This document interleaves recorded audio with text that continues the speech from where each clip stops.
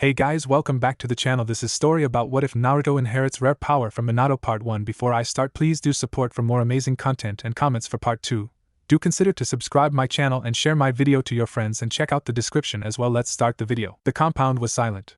Normally, a flurry of shinobi would be swarming through every minute, some patrolling, others giving reports and many simply loitering around.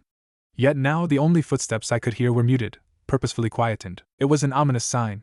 But I supposed here, in this world, childbirth was something far more worrying and concerning, especially when someone was bordering on 3 weeks late. I couldn't express my worry for 2 reasons though, despite the fact that the woman in question was technically my mother. 1. Despite being a perfectly healthy 21-year-old, I was stuck in the body of a nearly 2-year-old, meaning I wasn't meant to quite understand what was going on. 2. In a sense, I was too disconnected from this mother to care. Even though she was the first person I saw after I went through the horrible sensation of a disastrous drunken car crash with a friend on a rather wild night out, and died.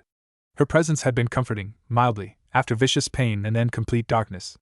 But after that, I had felt so much shock at my situation that I made little attempt to start some sort of relationship. Although the only relationship a 21-year-old stuck in an infant's body and a mother could have is an embarrassing one, consisting of breastfeeding and a weird medieval-esque version of diapers. So even as I was forced to remain in my room, my restlessness didn't stem from worry but rather a need to run around the compound like a hooligan, because that was what children could do, even if their father was important, and I wasn't the only one running around like a hooligan. In my old life, I hadn't had any siblings. It had been me and my parents. Now I had 3 older brothers and from what I could recall, another one on the way. The biggest shock, though, hadn't exactly been the fact that I had 3 older brothers but rather who exactly those older brothers were. Or at least one of them. Reincarnation in itself is horrifying and a what the fuck moment by itself. Being reincarnated into a ridiculous television show is a what the actual fuck moment. Especially when somehow, you end up in some weird medieval-esque time period and your older brother is sort of the main antagonist, and just a bit of a raging psychopath, at least from what I could remember. Naruto wasn't one of those shows you watched openly and proudly in your uni years, but nonetheless, I was born Uchiha Kiyomi, younger sister of Uchiha Madara. Somehow. And even though in the future, my brother is meant to be a raging war-driven man, for now he was just an idiotic 3-year-old, confused as to why his mother was ignoring him. He would regularly hoon around the corridors of the compound, his footsteps somehow surprisingly loud for such a small boy. He would bang on my door, screaming at the top of his lungs for me to come out despite the fact that I could barely walk and most of the time I was accompanied by an uptight Uchiha woman called Saori. "Kyo-chan!" he would shout, sliding open the door to my room with a loud bang. Saori would glare, as she was usually in the middle of explaining something mundane to me or reading me a ridiculous story. Somehow, though, this 3-year-old messy-haired boy would distract Saori in one way or another, and next minute we were outside, lounging lazily on the roof of the compound and staring at the forest around us. Madara would then usually instigate some prank or another, simple things such as replacing some of the Uchiha servants' makeup with dirt, or stealing things from the kitchen. It was even better when my other older 2 brothers were around. I didn't recall them from any memory I had of Naruto, therefore unlike Madara, I hadn't felt any unease or apprehension towards them in the beginning. Takeshi was the eldest and he was everything Madara was not. Madara's hair curled viciously around his face at all sorts of angles, whereas Takeshi's was dead straight. Madara yelled and stomped his way through the compound, whereas Takeshi walked with the grace of a noble princess. Despite only being 9, Takeshi was on the front lines of a vicious and ridiculous never-ending war. And even though I was meant to only be nearly 2 years old, whenever I saw my baby-faced older brother return home after nearly 2 weeks of absence, with bruises littering his body and dried blood clinging to his skin and clothes, I wanted nothing more than to put him into bed and refused to let him leave. With Jean, the second eldest, it was different. I felt no need to coddle him because he was so vibrant and energetic that he almost felt untouchable. Though he wasn't on the front lines, I had overheard enough conversation and had a decent grasp on Japanese to gather that he still went out on missions of some sort. Jean, just like Takeshi, would return to the compound after a long week, dried blood and dirt sticking to him. But his smile would be so wide and bright, as if he were completely unaffected. Of course he wasn't unaffected though, but in the mind of a 21-year-old who had never seen firsthand or experienced a war, I had a daft thought that perhaps someone with a strong mentality could just not care. Those weeks, however scant, when they were at the compound were some of the best. It was even better before the weeks of silence as my mother in this life, Hannah, was still able to happily walk around and look after us. Dinners were loud and energetic, filled with conversation. Though my father would rarely join us, it never mattered.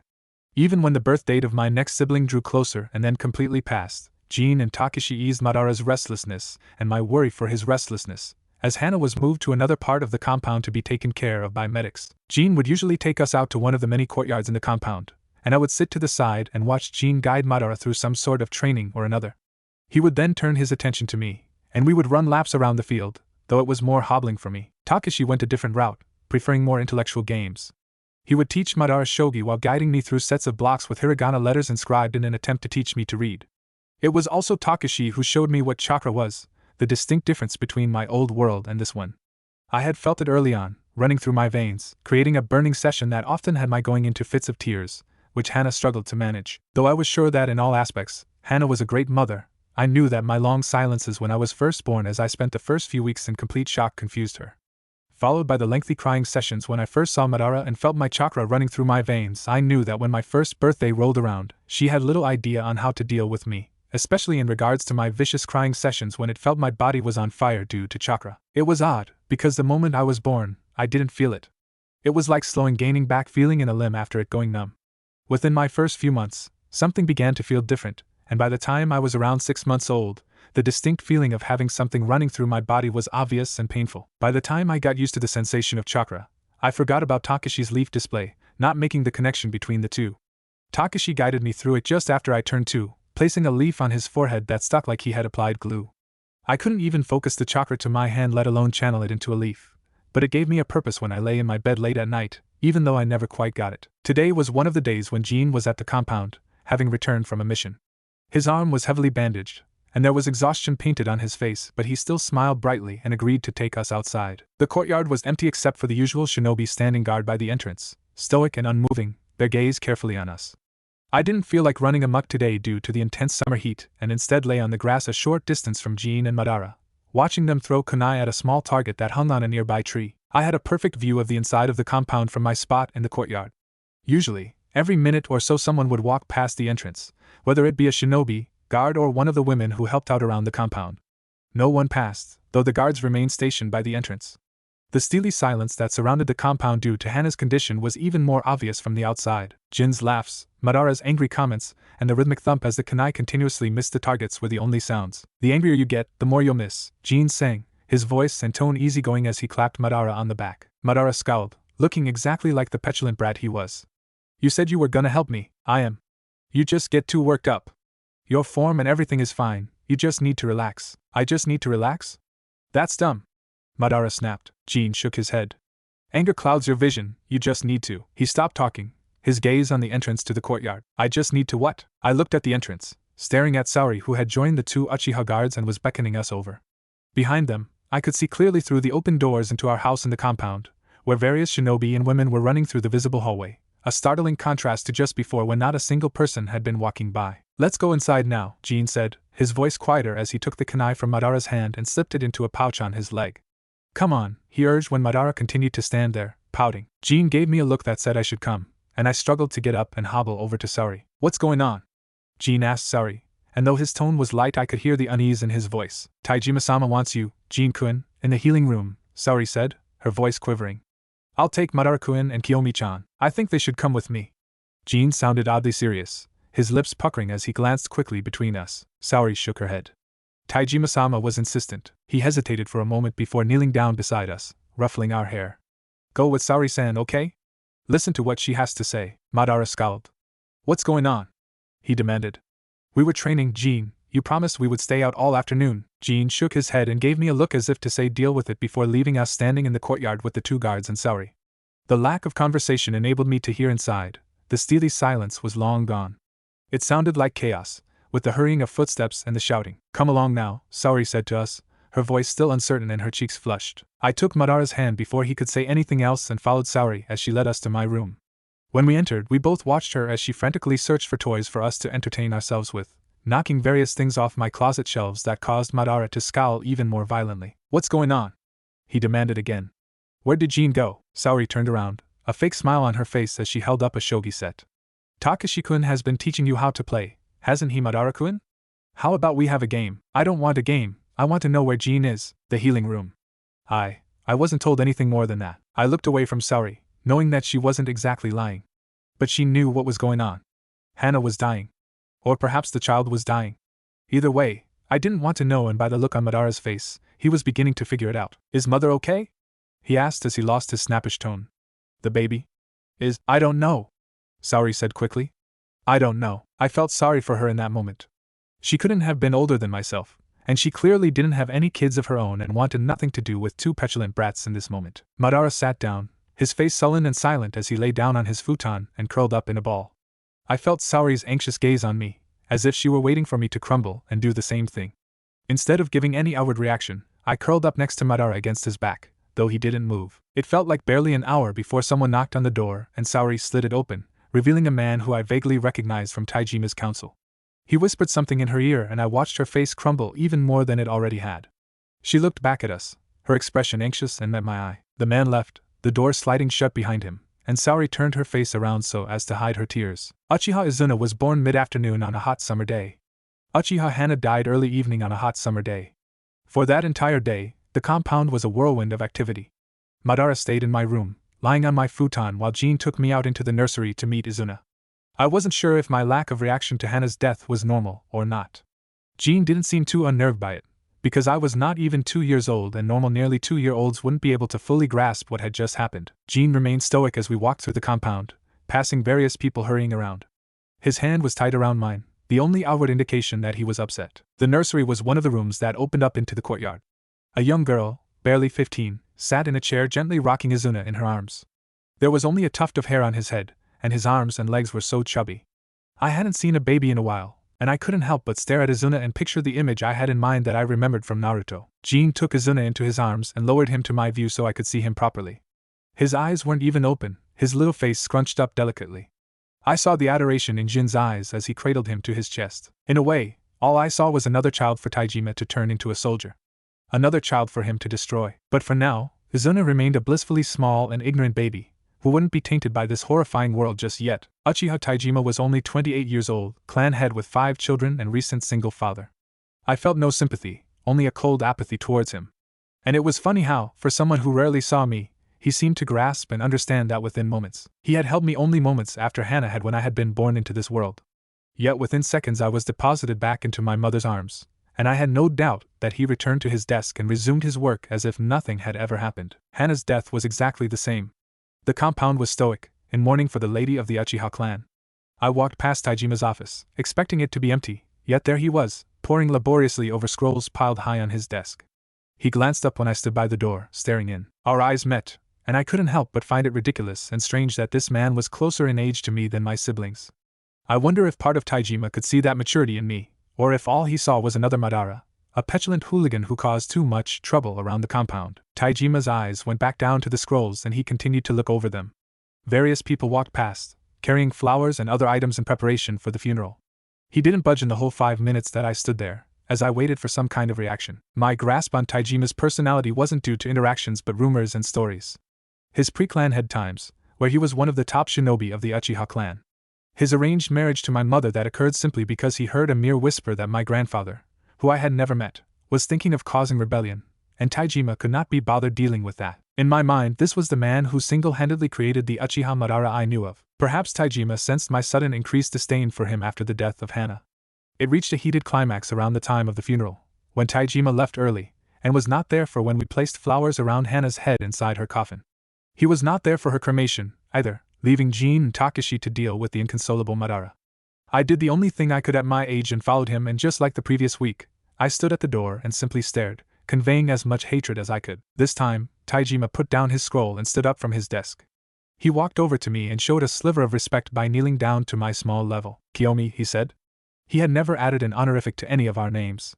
Is there something you want, a good father? The retort was on my tongue, but I didn't have the knowledge of words to say it in English. And I didn't even want a good father for me. I wanted a good father for Madara, for Takashi, for Jean, for Izuna. I didn't need a good father because I had one. But these 4 idiotic boys in a violent world of chaos did. Instead of replying, I walked away from him. Maybe it was coincidence, but the following day I was informed that I would be receiving a tutor of sorts. Not the type my brothers had. My tutor came in the form of an elderly, overly polite woman called Mei, who wore such flamboyant kimonos and walked so straight that it hurt to look at her. When Taijima introduced me, I felt it was a punishment. Someone needs to take care of your education, Taijima explained to me, while Mei stood there beside him, smiling in a nauseatingly fake way. Your brothers have different sort of tutors. However, Mei-san is the best at what she does, and I have every confidence that you will learn lots under her tutelage. It's lovely to meet you, Kiyomi-chan, Mei said, dropping to my level, her smile still overwhelmingly huge. Although I must say, We do need to do something about your hair. Above her, Taijima smiled, and perhaps I was being petty, but it seemed like a vindictive smile. And just like that, my life settled into a horrifying routine. My first year and a half had been filled with freedom, even when Saori was monitoring my every move. Madara was always around, and he had always dragged me along into everything he did. Now we were separated. Madara went to the courtyard to throw kunai, and I sat on the ground learning how to write prettily, because there was a difference. Izuna became my constant. Saori's new job was to look after him, and as our rooms were right next to each other, I would often peer in. Mei encouraged my interactions with Izuna. She seemed to want to draw out some maternal instinct in me, and I did have a maternal instinct but not in the way she expected. I wanted to steal Izuna away so that he would never have to deal with the shinobi life. Izuna's first word was Kiyo. We were sitting on the floor of his room, Saori watching us absently as she sewed a kimono. He was around 8 months and had so far managed little words, only sounds that could be words. Hiragana blocks were scattered around us, and I was lining them up neatly for him when he pushed them all over and laughed. No, I told him, beginning to rearrange them again only for him to ruin it. He giggled, beaming up at me. Kiyo, he said. I heard Satsuki pause in her sewing behind me. What did he say? I asked, peering closer to him. Kiyo, he repeated, still giggling. Saori gasped as she stood up, the kimono she had been sewing rustling as it hit the ground, abandoned. Kiyo, Kiyo, Kiyo, Kiyo. Izuna continued to say, his excitement rising as Saori began cooing at him, cuddling him into her arms and pressing a tight kiss to his forehead. I had never received that treatment, and I was fairly certain I had said far more before the age of 8 months. But I was an adult in an infant body. For the first time, Saori turned to me and smiled. You should go get Taijima-sama and tell him the good news, Kiyomi-chan. In my opinion, there was no good news to tell. Babies were meant to say mama or papa first. I couldn't remember what my first word in this world had been, if I had purposefully made it something like that to appease Hannah and not draw attention to myself. I played the sullen and stupid 2-year-old as I simply stared at the blocks. Saori sighed in a deliberate manner, scooping Izuna up and leaving me alone with the messily arranged pile of blocks. Before Saori could return and give me a grand lecture on my behavior, Mei dragged me out for a writing lesson.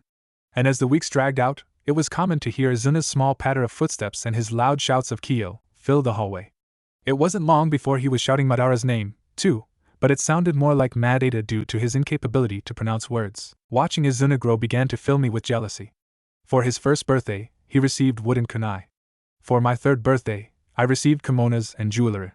Izuna had not only Saori but another teenage boy who came and seemed to help him with hand-eye coordination, despite his young age.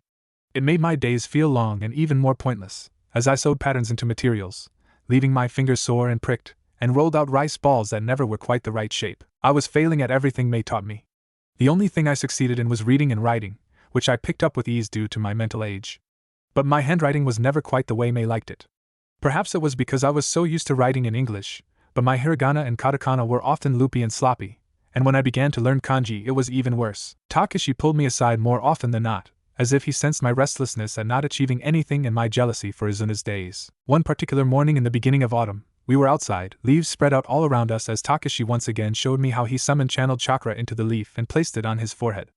I felt a newfound determination at this task that I had found so difficult the past 3 years. Izuna would probably be taught this soon, and would be expected to achieve it. I was, or should be, better than him in all ways, due to my mentality. Despite the heat, Takashi and I spent the entire day outside, sweating away, only going inside for meal times as I attempted to stick the leaf onto my forehead. The sun was beginning to set when I felt the familiar flow of chakra reach my forehead, and though the flow was unstable, I picked up the leaf and placed it carefully there. It stuck for a small second before fluttering to the ground, but it was enough. You did it! Takashi said, grinning as he took my hand in his hand. Well done, Kiyo-chan. I beamed at him, unable to hold in my smile, and threw my arms around him. Try again, he suggested, handing me another leaf. Usually the first time is the hardest. You should be able to do it more easily now. Once again, I placed the leaf on top of my forehead and focused my chakra into it, watching it stick for 3 seconds before fluttering to the ground. But the constant use of my chakra through the afternoon left me with a throbbing headache, and when the leaf hit the ground I winced as a wave of dizziness came over me. Takashi smiled gently at me. We should head inside. Remember this feeling. Chakra exhaustion is highly dangerous, especially when you're on a mission. I stared at him in confusion, wondering why he would even bother advising me such a thing. Thanks to my gender, I wouldn't ever be on a mission. Takashi only smiled at my expression, ruffling my hair gently before he scooped me up, despite me being too big for it, and carried me inside. When I saw Izuna for our usual after-dinner play, I couldn't help but feel vindictive as I watched him fail at the hiragana blocks. He seemed to sense my mood, for he wasn't laughing as he usually did. A frown was on his face as he kept trying, glancing at me to check if he was right. I shook my head, and he would scowl. Saori watched, and I felt her scrutinizing look on both of us as our usual happy play session quickly turned disastrous. Izuna bursting into tears when he mixed up the mi hiragana letter with the new. You should be more considerate, Kiyomi-chan, she said, her tone scolding as she held Izuna in her arms, rubbing his back as he babbled nonsense into her shoulder. I said nothing, because all I had done was shake my head when he got something wrong. But he had undoubtedly sensed my mood. Taijima called me into his office before bed, a rare occasion, as it usually only happened whenever I ran away from Mei and hid in a random courtyard somewhere. His office, in my eyes, was a daunting place. He always looked at ease and comfortable there, in his element. It didn't matter if he was ordering his children to stay with their caretaker, or praising a shinobi for killing someone. There was a reason why Uchiha Taijima was clan head, and you only had to walk into his office to see. I was too small for the chair that sat opposite his, but I always sat in it anyway, as if trying to prove something to him. Kiyomi, Taijima began as he always did, which meant I never knew if what was coming was going to be a lecture or praise. I have had 3 people say very different things about you today. Perhaps it would be a rare moment of lecture and praise. Takashi came to me first and said that you two spent the entire afternoon practicing your chakra control, and that you succeeded in the leaf technique. He paused, as if watching for my reaction. Can you show me? I blinked at the strange request, watching him produce a leaf from behind a scroll and place it on my side of the desk. Normally when Taijima asked me to do something, I pretended to ignore him, but his interest in my new-founded skill could lead to something more. Trying to keep my movements casual, I picked up the leaf, feeling it in my palm as I surged chakra into it before placing it on my forehead. I felt it stick and held it there for as long as possible, counting 7 seconds in my head before it wavered and I grabbed it from my forehead. When I looked at Taijima, there was no smile on his face, and I couldn't read his eyes to decipher how he felt about what I had just shown. I then had Mei-san tell me that you had yet to stitch straight, despite you practicing every day since your 3rd birthday. She tells me that you are the most unmotivated and sullen child she has ever had the displeasure of meeting. I couldn't help the scowl on my face that probably proved her point. And finally, Saori-san informed me that she believes you're jealous of Izuna, and are being harsh towards him. I'm not, I said at once, the first words I had spoken since stepping into my office. Taijima raised one eyebrow. Ever since his 1st birthday, your progress in lessons has declined. You've been more sullen than usual. And based on Saori-san's knowledge, you have been cold towards Izuna for a while now. I believe that all that points to jealousy. Only Taijima could be so rational towards his 3-year-old daughter. I'm not jealous, I said. I'm angry. Not at him. He gets to do stuff I want to do, so you take it on him? Yes. That was probably the correct answer. And by the look on Taijima's face, he knew it too. But I pressed my lips tightly together and said nothing. Don't be obstinate. It's ridiculous. Why not say something instead of simply taking it out on Izuna and being horrible to everyone around you? You wouldn't do anything. Who says that? I narrowed my eyes at him. You gonna do something then? Yes, I am, he said, his tone devoid of any emotion. You're going to apologize to Izuna, and then help him with his reading and writing seeing as you're so proficient in it.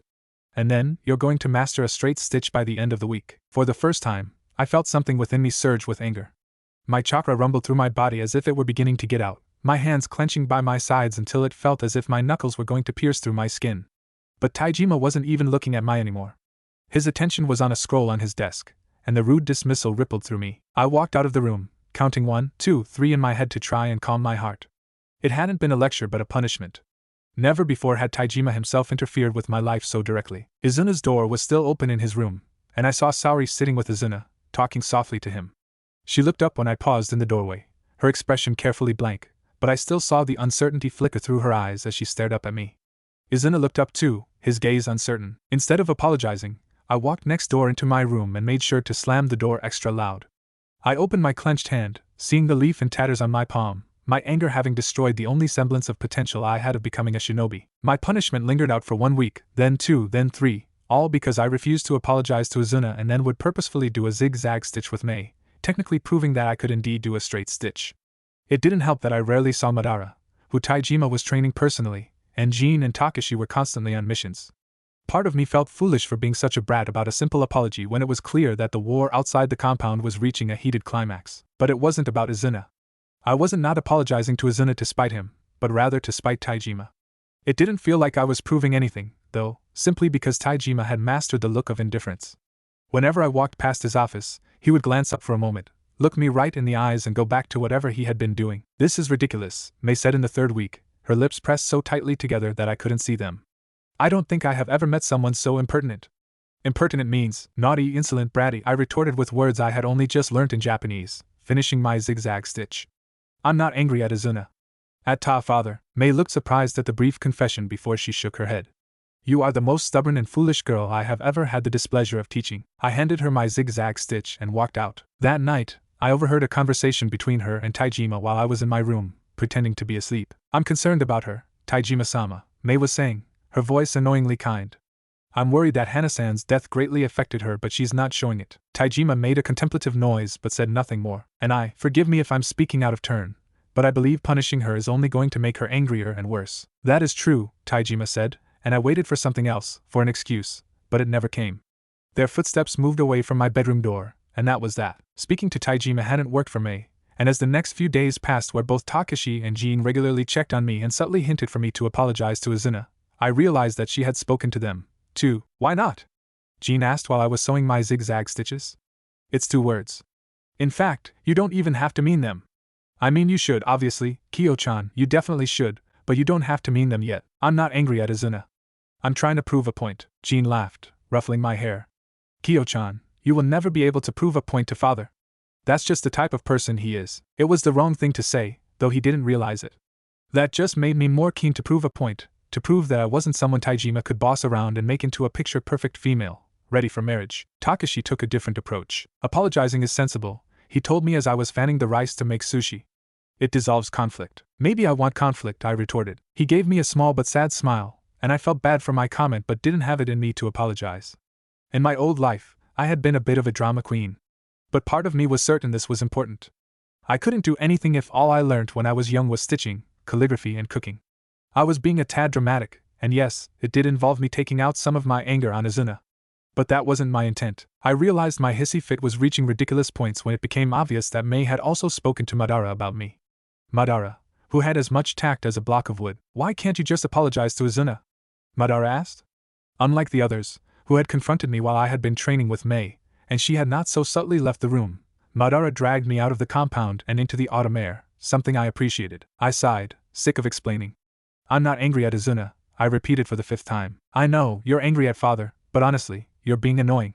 He glared at me. Izuna keeps asking me if you hate him. You don't get it. I do. You're a girl, so you can't do what we can do, and you're angry because you want to, and you're even angrier because Izuna is already getting to do stuff you couldn't even think of doing before someone would stop you. For a moment I blinked before remembering that in his own right, Madara was a prodigy and was turning 5 in a month. And he was less angry and more of a brat than anything at this time. The rage that fueled him in the future didn't exist yet. But anyway, you're being an idiot, he said, stumbling over the last word slightly. And you should stop. Because it's annoying. And I reckon father would be more keen to let you do something if you just did what he asked. The next morning before my calligraphy lessons with Mei, I stopped by Izuna's room, knocking on the door softly. Predictably, it was Saori who opened it, her lips pressed together when she saw me standing there. Kiyomi-chan, she said, her voice bitter. Come in. Izuna's room was a mess of an abundance of toys. Everything from the hiragana blocks to wooden kunai lay scattered across the floor, with him sitting in the middle of it, looking up at me with a mix of surprise and apprehension. Kiyo, he said, standing up slowly. At around 18 months of age, he walked with efficiency, barely stumbling as he toddled over to me. I could feel Saori behind me, her gaze beating against my back. Maybe, somehow, I had gotten a little bit of Uchiha within me in my reincarnation, because standing there in front of my little brother, I found it hard to say sorry. Instead, I threw my arms around him and pulled him tightly to my chest. I'm sorry, I said finally, pulling away and ruffling his hair, a habit I had been given by Jin and Takashi. I can't explain it. But I'm sorry, and I could never, ever hate you. Even though it was a shitty apology, it could have been a speech by Martin Luther King Jr. himself for the way Izuna reacted. He beamed, his grin radiating in the same way Jin's did. He threw his arms around my neck, squeezing me with surprising strength. I wondered if he understood why I had done what I did, or if he had just thought I had been angry with him. When Izuna finally realized me and I turned to Saori, there was a rare genuine smile on her face as she stared down at me. I think your lesson with Mei-san is now, Kiyomi-chan, she said, however her voice was no longer bitter but soft and kind. It was like the woman of the Uchiha clan had some insane gossip system, because when I arrived to my calligraphy lesson, Mei was beaming, and didn't launch herself into a grand lecture about the state of my handwriting once. And then eventually, I was called into Taijima's office before bed yet again. I didn't know why, because technically I hadn't satisfied all the criteria for his punishment. I was still doing zigzag stitches and I hadn't even attempted to teach Izuna how to read. Yet Taijima was smiling when I walked into his office, or as close to smiling as that man could get. Kiyomi, he greeted. I have something for you. I blinked, because that wasn't what I had been expecting. Okay, I said, purely because I had nothing else to say. He continued to smile as he handed me a book that was clearly hand-bound. On the front was a word I didn't recognize, and perhaps Taijima saw my frown, for he gave me another smile. It was your mother's, he explained. She wasn't, of course, a kunoichi, however before she married me she was something of a spy. She was a master of disguise, particularly utilizing genjutsu. In that book is all her knowledge of it. I opened the first page, where it detailed something called henge, though it looked more elaborate than the basic ninjutsu I remembered from the show. Use it well, Taijima said. This wasn't what I had been expecting. And more importantly, I had never received a gift from Taijima before. A gift that was rather confusing, as well. It was almost as if he were encouraging me to continue to think of the path I wanted to take. The path of being a shinobi, but at the same time, he was only meeting me halfway. Thank you, I said genuinely, closing the book and hugging it to my chest. Despite me being given a book that was the closest to the shinobi life I had ever gotten, my routine didn't change. I completed the straight stitch to appease Mei and began to teach Izuna to read and write. Of course, it would have been far better for Saori to teach him, but I had a feeling it was an exercise by Taijima to make us closer once again. And at night, I practiced the leave technique and read the book Taijima had given me. Jin's 9th birthday passed, but neither Taijima nor Takashi were there, and Jin was so injured that he had to remain in his bed for the entirety of the day. Madara, Izuna and I gathered around it, happily presenting him with gifts. Izuna gave him a shoddy hand-made card that I had guided him through, Madara a new set of shuriken, and I gave him a small feast of food that I had prepared with Mei that he barely touched. Thank you, Jin said, but his voice was so weak that we all stood there, feeling like we hadn't done a single thing. Afterwards I found Madara outside in the courtyard, throwing kunai after kunai into a target. What's wrong? I asked and he glowered at me. What do you think is wrong? He snapped, throwing another kunai that embedded itself in the target, all the way up to the hilt. What's wrong is I never see Takashi or Jin and all they do is fight in this stupid war. I reached out to touch his shoulder gently but he shrugged me off. Don't bother, he said, his voice cold. Madara, don't bother Kiyomi. You don't understand. I do. No, he interrupted once again. You don't. And as much as you want this whole shinobi life, and I know you do, I see the glint in your eye whenever you watch us train. You don't want it. It's horrible. And I haven't even seen the worse. But I can see it, in Jin and Takashi's eyes, and it's disgusting, it's horrible. There were tears in his eyes that he hurriedly brushed away, turning his back as if he were ashamed of crying in front of me. How could this child who expressed so much interest in peace turn into the man he was going to become? I don't want to fight, Madara said, his voice so soft as if he were embarrassed. I touched his shoulder, this time firmer. Madara, I said, forcing him to face me. It's okay to feel that way. But I think you can do something good by learning how to fight. You can become strong enough to protect others. To protect Jin and Takuen and Izuna, he frowned. And you? Don't worry about me, he nodded, his frown lessening as my words seemed to sink in. Yeah, he murmured. Yeah? I gave him a small smile and it took a moment but eventually, Madara returned it. Or as best as that moody idiot could. It felt as if my relationship with Madara had taken a step in the right direction. Our relationship had never been bad by all means, however the majority of it had been when I couldn't speak or walk, and then Madara had been whisked up for training with Taijima. However, I quickly realized that the combination of two very stubborn people and the usual sibling antics created some fierce arguments. Even though I was technically supposed to be older and therefore more mature, it was as if being in the body of a child enabled me to act like a child, and no one would care or notice. Or maybe it was some sort of psychological thing where I was attempting to forget about my old life. Either way, I became as bratty as Madara. One day, it was because I had accidentally said something to make Izuna cry. As Izuna idolized Madara, he had made it a point to be Izuna's guardian angel or some utter bullshit like that. It was an accident. I screamed. How do you just make someone cry like that? The next day, I cracked it at him for making a sexist remark about women. Women are all emotional. And don't bother denying it, you're the most overdramatic and over-emotional person I have ever met. Madara informed me with a self-righteous expression on his face. Says the biggest drama queen in the entire world. Naturally, he didn't take well to being called a queen. And on it went. Neither of us ever outrightly apologized. However, I would usually make him food to apologize, whereas Madara would take me outside to the courtyard and I would watch him train in silence. As I began to interact more with Madara, both positively and negatively, I started to spend actual time considering what I could remember from the original Naruto timeline. Which was, in a sense, nothing. It was odd, because though I was essentially the same person just in a different body, recalling memories from my old life that weren't vivid was difficult. And it wasn't like I had been so in love with the show that every single moment watching it had been vivid. But I could recall vague things, such as Izuna dying and Madara going all dark and moody. And then another boy from another clan and their friendship. I didn't really care about that. My focus was purely on Madara, as well as my other brothers. Madara was the main villain of the show, but I knew that somehow he had been manipulated to do what he did by someone. Or something like that. It had all gotten a tad complicated. The more I tried to remember things about the Madara in the show, though, the more I couldn't help but look at him with apprehension. As much as I tried to tell myself that I was here, so it had to be different, it didn't work. And I didn't realize how obvious I was being with my uncertainty towards him until our first proper fight happened, beginning with me trying to explain where Hana was to Izuna. She's gone, I tried to explain, wishing desperately that Saori were here to explain the concept of death to him. She was in a great deal of pain and now she's gone. He frowned. Why? He asked. I didn't want to explain to a small child that his mother had died giving birth to him. I felt myself flounder around the answer, but before I could make something up, the door into Izuna's room slid open with a loud bang and Madara stormed in. You don't even care! He screamed, the sudden noise causing me to grab onto Izuna's hand. What? I said, blinking. You talk about her as if she isn't even your own mother. As if you don't care about her. As if she never even mattered to you. Madara's shouting caused Izuna to begin crying next to me out of his confusion. That's not true. You didn't even cry when she died. You didn't do anything. You still haven't cried and it's been nearly 2 years. I tried to empathize with Madara, but in that moment I couldn't. I wasn't even 2 when she died. I snapped. Well, you never acted like a 2-year-old in the first place. He screamed. All you do is pretend to be mature when the reality is you're a little brat.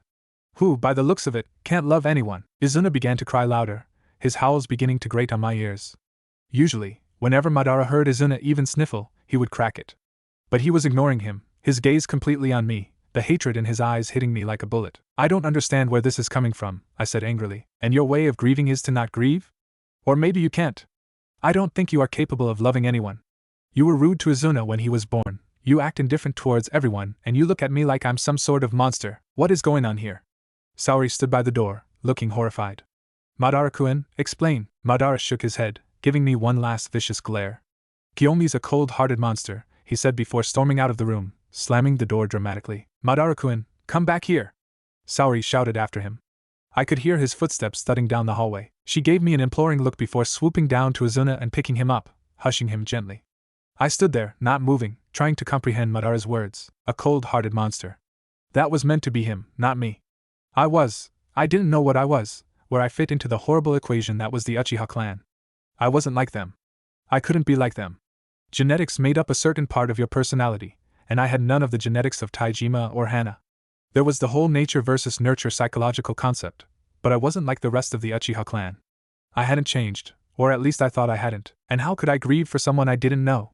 And my rudeness to Izuna wasn't a direct attack to him, but Taijima. And I didn't treat Madara like a monster. Sure, thinking about him in the show made me worry about his future, but that didn't mean I treated him like a monster. None of my justifications for my behavior worked. Kiyomi-chan, what happened? Saori asked, trying to keep her voice gentle, though I could hear the impatience seeping in. Nothing, I said, and walked out of Izuna's room before I threw something at the wall. Madara was the angry brat, not me. I told myself that as I paced my room, trying to calm myself down.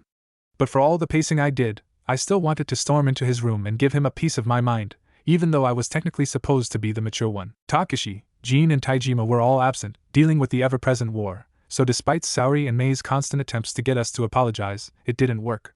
And I wasn't going to cook something for him this time.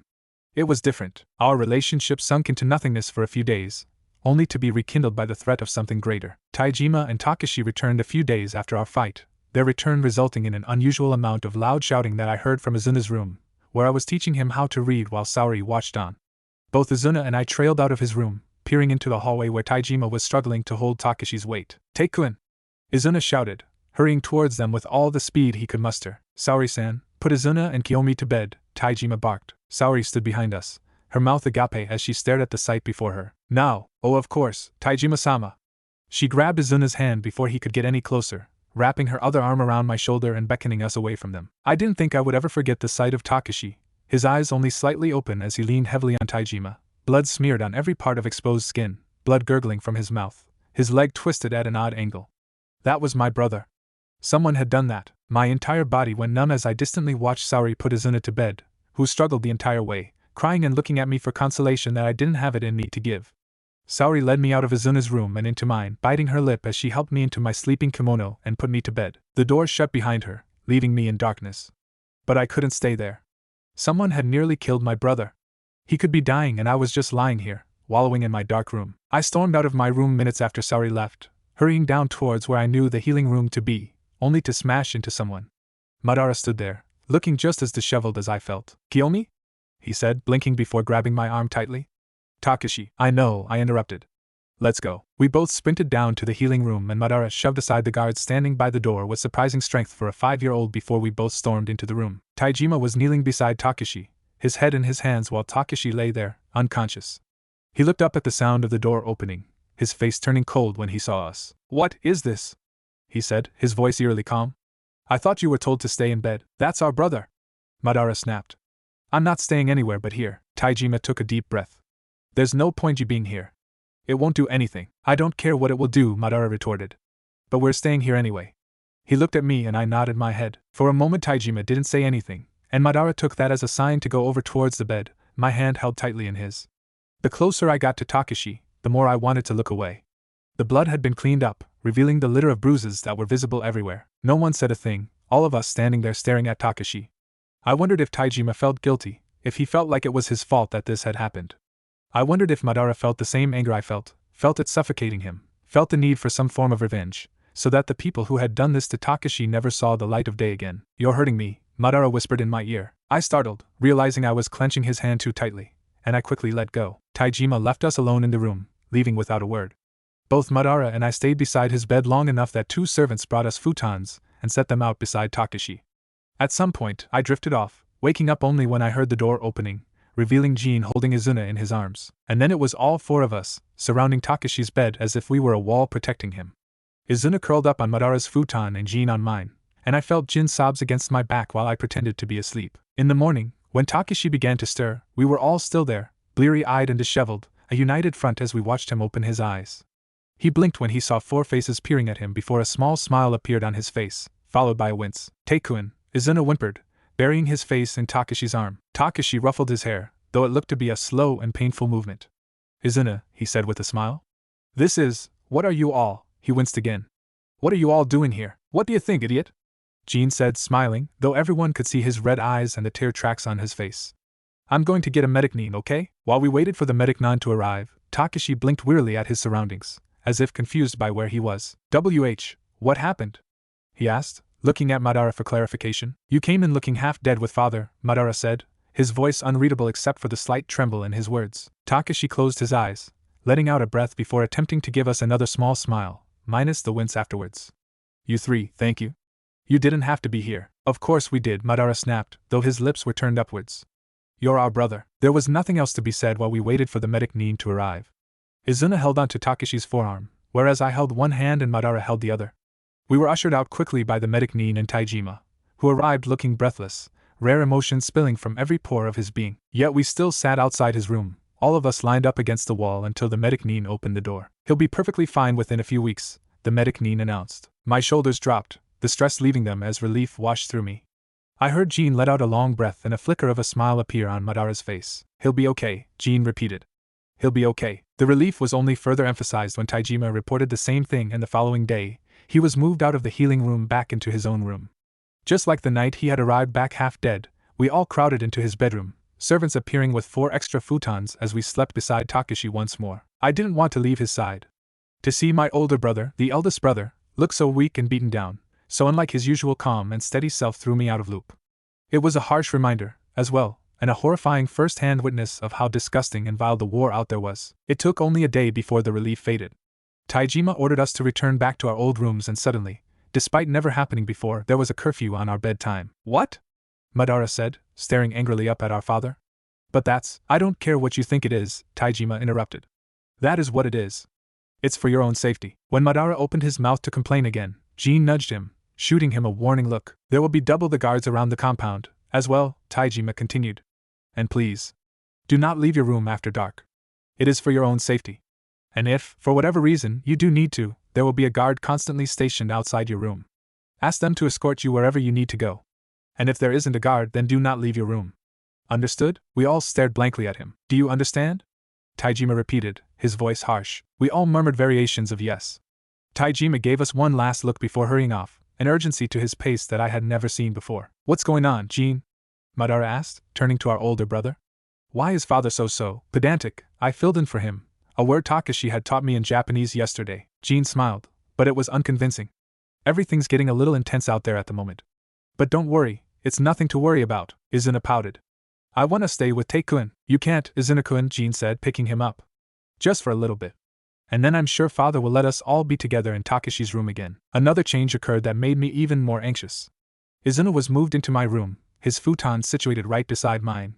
This momentarily distracted him from being upset about not being able to stay in Takashi's room at night, as he was too elated at the idea of a sleepover between us. It made me even more paranoid, and even Mei's calming presence as she tucked us in every night before we fell asleep wasn't enough to calm me down. Don't you two worry about a thing, she said, giving Izuna a kiss on the cheek. Everything will be back to normal soon. Normal was a relative word for this compound, but at that moment, I did miss the so-called normal life that I had been living, that had been shattered the moment Taijima walked in with Takashi half dead. A week passed, where every single day was spent by Takashi's side, watching him slowly return to life. He still wasn't the ever-reassuring and steady older brother he had been before the injury, but there was life to his eyes, the bruises around his body beginning to yellow and fade. The week was so intense that Madara and I's small feud was long forgotten, both of us not bothering to mention it as we focused purely on Takashi, only talking when necessary. Izuna, despite not knowing exactly what was going on, seemed to feel the tension in the air. He slept pressed against my back every night, as if he needed constant assurance that I was there. That entire week, I barely slept. It wasn't only because Izuna constantly woke me up during the night due to his habit of kicking and moving in his sleep. It was walking past Taijima's office and seeing him pace back and forth, the usual scrolls on his desk untouched. It was seeing all the guards regularly walking up and down the hallway, their hands constantly on the swords strapped to their waists. Everything felt like it was building up and up, ready to reach a terrifying climax. Even after the week passed, the guards didn't lessen. Our curfew was still intact. Izuna remained in my room, and once again proceeded to wake me up with his movement, dragging me out of a dreamless sleep. He was fidgeting, his elbow bumping into my stomach as he seemed to struggle with a nightmare. I was about to wake him up when a thud filled the air. I froze while Izuna gasped, waking up violently. Kyo-chan, he whispered, blinking sleepily at me. I hissed, straining to hear something else. There was nothing but silence, which wasn't comforting in the slightest. This past week every night had been a flurry of noise, as guards had paced the hallways, on a constant prowl for something I didn't understand. Izuna looked at me, his expression beginning to morph into worry. Stay here, I whispered, getting up from my futon. Kyo-chan, don't.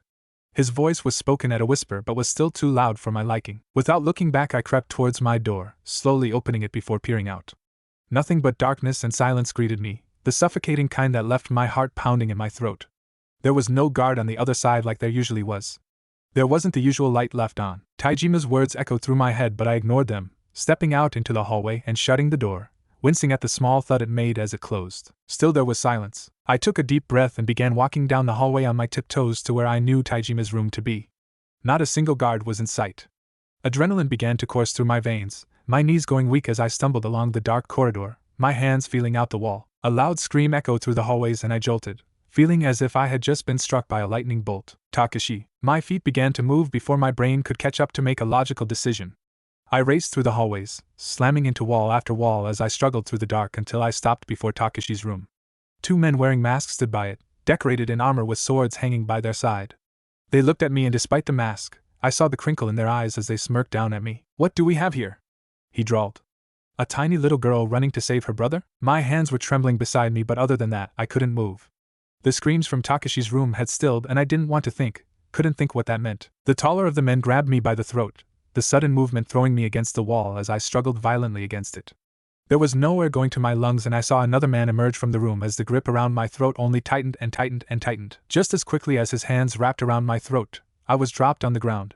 I curled into myself, gasping for air because everything hurt, the very air gushing through my lungs barely soothing any amount of pain and panic I felt. You bastard! I could barely recognize Jin's voice or see his figure as I attempted to crawl away from the three men, my throat burning. Do something. But what? Anything. There was nothing I could do. Rage filled every ounce of my being and I forced myself upright, ready to do something, anything, because I could. I was supposed to be the eldest. Someone grabbed from behind, dragging me back and I screamed before recognizing Madara's voice hiss in my ear. Stop struggling, he snapped, continuing to drag me away even as I heard the clash and clang of swords as Jean took on three shinobi at once. Let me go, that's Takashi, they've got him, we need to help Jean. Madara dropped me on the ground as one of the shinobi moved away from Jean and lunged for us. I watched my 5-year-old brother dodge an attack meant to kill and screamed as loudly as I could, praying that somewhere, wherever he was, Taijima would hear. He would come. He would save Takashi, save Jean, save Madara, save myself. My pathetic leaf technique couldn't do anything. The book I had been given on disguises and genjutsus couldn't do anything. All I could do was watch, hands shaking, as Madara dodged attacks and attempted to parry with nothing but a kunai, while Jin took on 2 men with a violence I didn't know he had in him. All I could do was scream until I longer could breathe. Taijima appeared without a hint of sound, and within seconds, the 2 men fighting Jin were on the ground. The one fighting Madara stopped and turned around, sneering. "Uchiha Taijima," he said, but he didn't get any further than that. I watched my father shove a sword through the man's throat in a blink of an eye. One moment, he was beside Jin. The next, a dead body fell beside Madara and I. "Takeshi," Jin gasped and ran into his room. Madara followed suit, but I stayed on the ground. The screams had long since stopped coming from Takeshi's room. He was gone. Taijima knelt down beside me, and I dimly registered that the compound was no longer silent. There were screams and shouts coming from all directions, though no one seemed to be straying down this hallway. "Kiyomi," he began, but I pushed him aside and charged into Takeshi's room. Both Madara and Jin were kneeling beside the futon. I crept up behind them, staring blankly at the massacre that had just occurred. Takeshi's mouth was open as if he had been mid-scream when he had died. Blood dripped down his throat, his entire sleeping shirt a vivid red. But neither of these things were the worst. Where his eyes once were, there was nothing but 2 gaping holes. I crumbled to the ground, bile rising in my throat before I vomited in the corner of his room. Distantly, I could hear Jin crying, Taijima speaking, and Madara shouting. Nothing registered, though. As I lay in the corner, hunched over, vomit covering the front of my shirt, hands shaking, I couldn't think. Takeshi was dead. We were moved immediately to a new compound. A shinobi guard scooped me up, and I stared blankly at the carnage that had occurred in the hallways of what I had considered my home. Takeshi wasn't the only casualty. Bodies were littered across nearly every corridor in the compound, some Uchiha, and some from the mysterious attackers. Blood splatters coated the walls. Outside the compound, everything looked normal. The sun was beginning to rise, providing a mild warmth for the cool winter air. Everyone I had ever seen in the compound was gathered outside, huddled together, some sobbing and others staring blank-faced at the compound. Within an hour, we were on the move. I saw Izuna being carried by a shinobi guard as well, the confusion on his face immense, as he cried for Taijima. Madara walked beside me, his eyes never leaving the ground, his feet trudging along. Jin and Taijima were nowhere to be seen. I buried my head into the shinobi guard's shoulder, and refused to look around at the others' faces. To even think of Takeshi, his eyes being torn out, everything. My basic knowledge of psychology told me that trying to block everything out was a terrible idea. But it was the only thing I could do. Izuna didn't know what was going on. Madara was too distraught to do anything. And as much as my chest ached whenever I thought of Takeshi, I was technically the oldest. The journey wasn't far at all. Within hours, we arrived at the new compound, which was vastly smaller than the other one. It looked more old-fashioned and seemed almost bare, with no paintings or flowers or any decoration lining the hallways. Izuna and I were ushered into a room by the guards, where 2 futons lay out, side by side. Mei arrived, scooping Izuna up into her arms and holding him tight to her. "I'm so sorry," she whispered in his ear. "I'm so sorry." I watched her vacantly, my brain detached from myself as she tucked him into the futon, kissing him gently on the forehead before turning to me. Her hand touched my cheek, and I wondered what she saw in my eyes, because I didn't quite know how I felt. How I should feel. What I should do. "Kiyomi-chan," she said, her voice gentle. "It's okay to cry." When I turned my face away from her, her hand slipping away, I saw her face crumble out of the corner of my eye. She tucked me in, just like Izuna, and kissed me on the forehead, just like Izuna. She left, leaving me alone with my thoughts and with Izuna's soft snores. I didn't know if anyone had told him. He looked so innocent and blissfully unaware in his sleep, his pudgy cheeks stained red, his mouth slightly ajar with drool hanging out. Perhaps he sensed me staring at him, for his eyes fluttered open. "Kiyo-chan," he mumbled, staring sleepily at me. Maybe someone had explained it to him, but just like the concept of Hana being gone forever, he couldn't comprehend it. I couldn't comprehend it. How could someone hurt someone in that way, treat someone so violently? And then smile after. "You okay, Kiyo-chan?" Izuna's soft voice interrupted my thoughts. I'm okay," I said, forcing back the tears and reaching out to ruffle his hair. "Go back to sleep, now." He stared at me, confusion etched into every crevice of his small face before once again closing his eyes. It took him only minutes to fall asleep, and only seconds later were his snores filling the air around me. And once more, I found myself jealous of Izuna, for genuinely being nearly 2 years old and unable to comprehend a thing. I hated him for it, but also admired him. Uchiha Taijima moved forward with such grace and calmness that you would have never thought his eldest son and heir had died. And I knew that out of all of us, it had undoubtedly been Takeshi who would have had the most Taijima interaction. In a twisted way, it helped that everyone seemed eager to move on quickly. The following day we were woken up by Mei, who took us into a room which was as sparse as every other room, only containing a large table and chairs. Taijima sat at the head of the table, understandably, but around him were people we had never seen or met before. "Kiyomi, Izuna," Taijima greeted, as if our brother hadn't died 2 nights before and we were simply waking up to a nice family breakfast. There are some people I would like to introduce you to. Madara and Jean were already seated, both looking sullen. This is Kosuke-san. Taijima gestured to the man on his right who looked like he had just eaten a whole lemon in a second, his entire face pursed together, his brow furrowed. He was tall, even sitting down, and his entire presence had a commanding aura to it. Not like Taijima's quiet one though.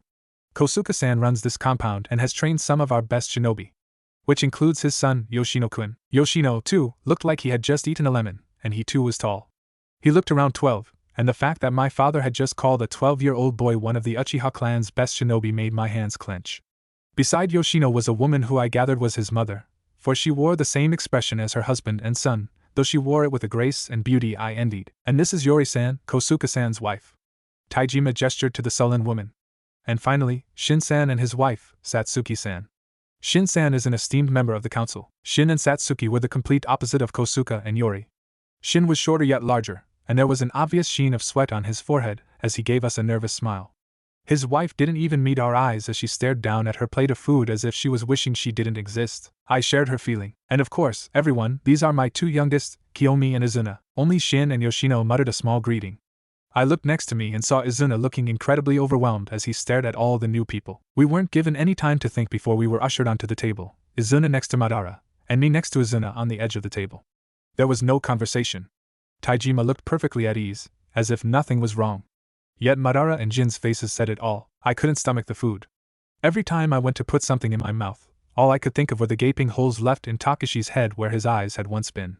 Madara and Jin's plates of food were untouched as well, as if they were remembering the exact same thing as me. The moment breakfast ended, Madara and Jin were both shooed off to train, whereas Saori and Mei swooped in to take care of Izuna and I respectively. Never before had Mei's lessons felt so utterly stupid as they did now. I watched her show me a particularly hard kanji that I hadn't even heard what it meant. Kiyomi-chan, are you even listening? Takashi's dead. I wanted to scream at her, but I bit the inside of my mouth until the urge to shout faded. Yes, Mei-san, I droned. She shook her head at me.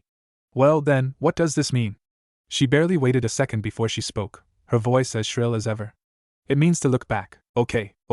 I wondered vaguely if Izuna was receiving the same treatment from Saori. Probably not. What do you want me to say? I want you to listen, Kiyomi. It seemed, as the days continued in this pattern, that the way of the Uchiha was to ignore all bothersome emotions, especially grief. Even childish Izuna seemed to be doing okay, though whether this was because he cried to Saori every day while Mei ruthlessly drilled complicated kanji into my brain, or no one had told him properly, I didn't know. Madara looked, in all ways, fine. He threw himself into training with renewed vigor, as if he were attempting to ignore everything that happened. Or perhaps, like me, he was livid that he hadn't been able to do anything. We rarely spoke. Not because the fight that we had before Takashi's death was still on our minds, but simply because we didn't have anything to say. I didn't, at least. Every now and then, we would sit outside in the only courtyard available in the compound, staring blankly at our feet. I wanted to comfort him. But no one else was speaking about it. No one else was saying anything. There hadn't even been a funeral. I didn't know if this was some tactic Taijima was pulling so that we would move on faster. Was it working? I suppose, in that messed up way of Taijima's, it was. But at the same time, every movement I made ached. Every night my eyes burned and my throat throbbed with the effort to hold back my tears so Izuna wouldn't have to hear them. Every time I saw Taijima, I wished I was in my old body so I could slap him for being so callous, for ignoring everything and doing absolutely nothing. Madara and Jin threw themselves into their shinobi training. Izuna threw himself into whatever Saori had him doing, and meanwhile I threw myself into the highly productive life of sewing, with the help of Yori. Yoshino's mother was every awful stereotype I had for prickly women whose husbands never paid them enough attention. She was vain, she brought up Kosuke in every sentence but not with his name, she would say my husband, with an emphasis on the my. Her only talent, it seemed, was creating the most beautiful things with her bony and judgmental fingers. I would stare in awe at the kimono Yori created seemingly just with her hands. If I knew the word for sewing machine, I would have asked her if she had one. See, Kiyomi-chan, Mei said one day, her eyes shining because she had seen my look of awe that I usually hid. You could do that one day. Yori gave me a disdainful look. She clearly doesn't have the passion for it, Mei-san. I am certain that one day she will. I overheard my husband and Taijima-sama discussing her future and mentioning infiltrating, and that she would be more suited to that and that she could follow in her mother's old footsteps, Yori said, placing the kimono down and staring at it critically before glancing at me in the same manner. Though I dare say she doesn't have the patience nor critical thinking for that. I had no idea what infiltrating exactly entailed in this world, but based on the brief stuff I had read in Hannah's book about changing appearance and altering perceptions to be seen as more alluring, I could guess that it was a rather odd combination of a spy and a whore. Do not talk about such stuff in front of her, Mei hissed, as if I couldn't hear every word she was saying. Personally, I believe it is better to hear things said to your face rather than behind your back. Either way, it is being said. At least this way Kiyomi-chan is aware. Yori gave me a cold smile. I returned it. Don't worry about my future, Yori-san. Oh, I dare say someone needs to. As much as she was rude and cold, Yori added an extra element to my sewing lesson. She gave me information that I was surprised she had been told. Or perhaps she hadn't been told, and had eavesdropped. That seemed more likely. My husband is falling over himself training new shinobi, Yori said one time, while her hands whipped away and began to somehow make a kimono fit for not even a queen. I had no idea if this conversation was for Mei or my ears. I couldn't imagine Mei caring much about shinobi politics. However, by her body language, it looked like she was listening intently. Then again, she was one of the most polite women I had ever met. This mercenary clan, Kenta, I believe, are causing trouble, she continued. They're the ones who you know. My sewing stilled as I realized her you know meant that this clan had killed Takashi. For once, Mei didn't hush Yori. Is Taijima-sama doing anything? Mei asked, giving my hands a pointed look. I quickly resumed sewing. Yori sniffed. Of course not, she said, her voice laced with a hatred that put me on edge. You would think Takashi-kun's death would make him more aware. But that man has a cold heart. His name sent me reeling and I couldn't help but put down my sewing, muttering a quick excuse me as I hurried out of the room, trying to regulate my breathing and deal with the information that had just been handed to me. I had no clue why two women who seemed like they wanted nothing to do with the war had talked about such things in front of me, and Takashi, having a name for his killers, made them all the more real, and made my anger stronger. The Kenta clan. All of Taijima's messed up repressing tactics faded out the window with one word spoken by an idiotic woman. The vision of his eyes, that scream I had heard that pierced the very air even from corridors away. Kiyomi-chan? Mei's voice echoed down the hallway as she approached me. Are you alright? I'm so sorry about that, you shouldn't have to hear things. No, I interrupted her, staring at the ground. I wanted to know. She looked at me carefully, as if unsure what to do with my confession. Well, I still don't think Yori-san should have spoken so bluntly. My head was reeling with the knowledge of a simple name. How about we go back and finish your sewing, Kiyomi-chan? We wouldn't want Yori-san to worry. As per usual, Taijima's spy network of gossiping women reported back to him, and I was ushered into his brand new office the next morning. His office in this compound wasn't comparable to his old one, due to Kosuka's Spartan ways. However, Taijima looked no less imposing, even with servings of food replacing the usual scrolls on the desk. It was the first time we had been alone since Takashi's death just last week. I wanted to see how you were handling everything, Taijima said to me as he served himself breakfast. Handling everything? I repeated. You mean Takashi's death? He didn't even flinch. He simply continued serving himself food, and when I didn't say anything, he raised an eyebrow. How are you handling everything? I retorted. Taijima gave me a wry smile. I do not think I need life advice from my 4-year-old daughter. I scowled at him.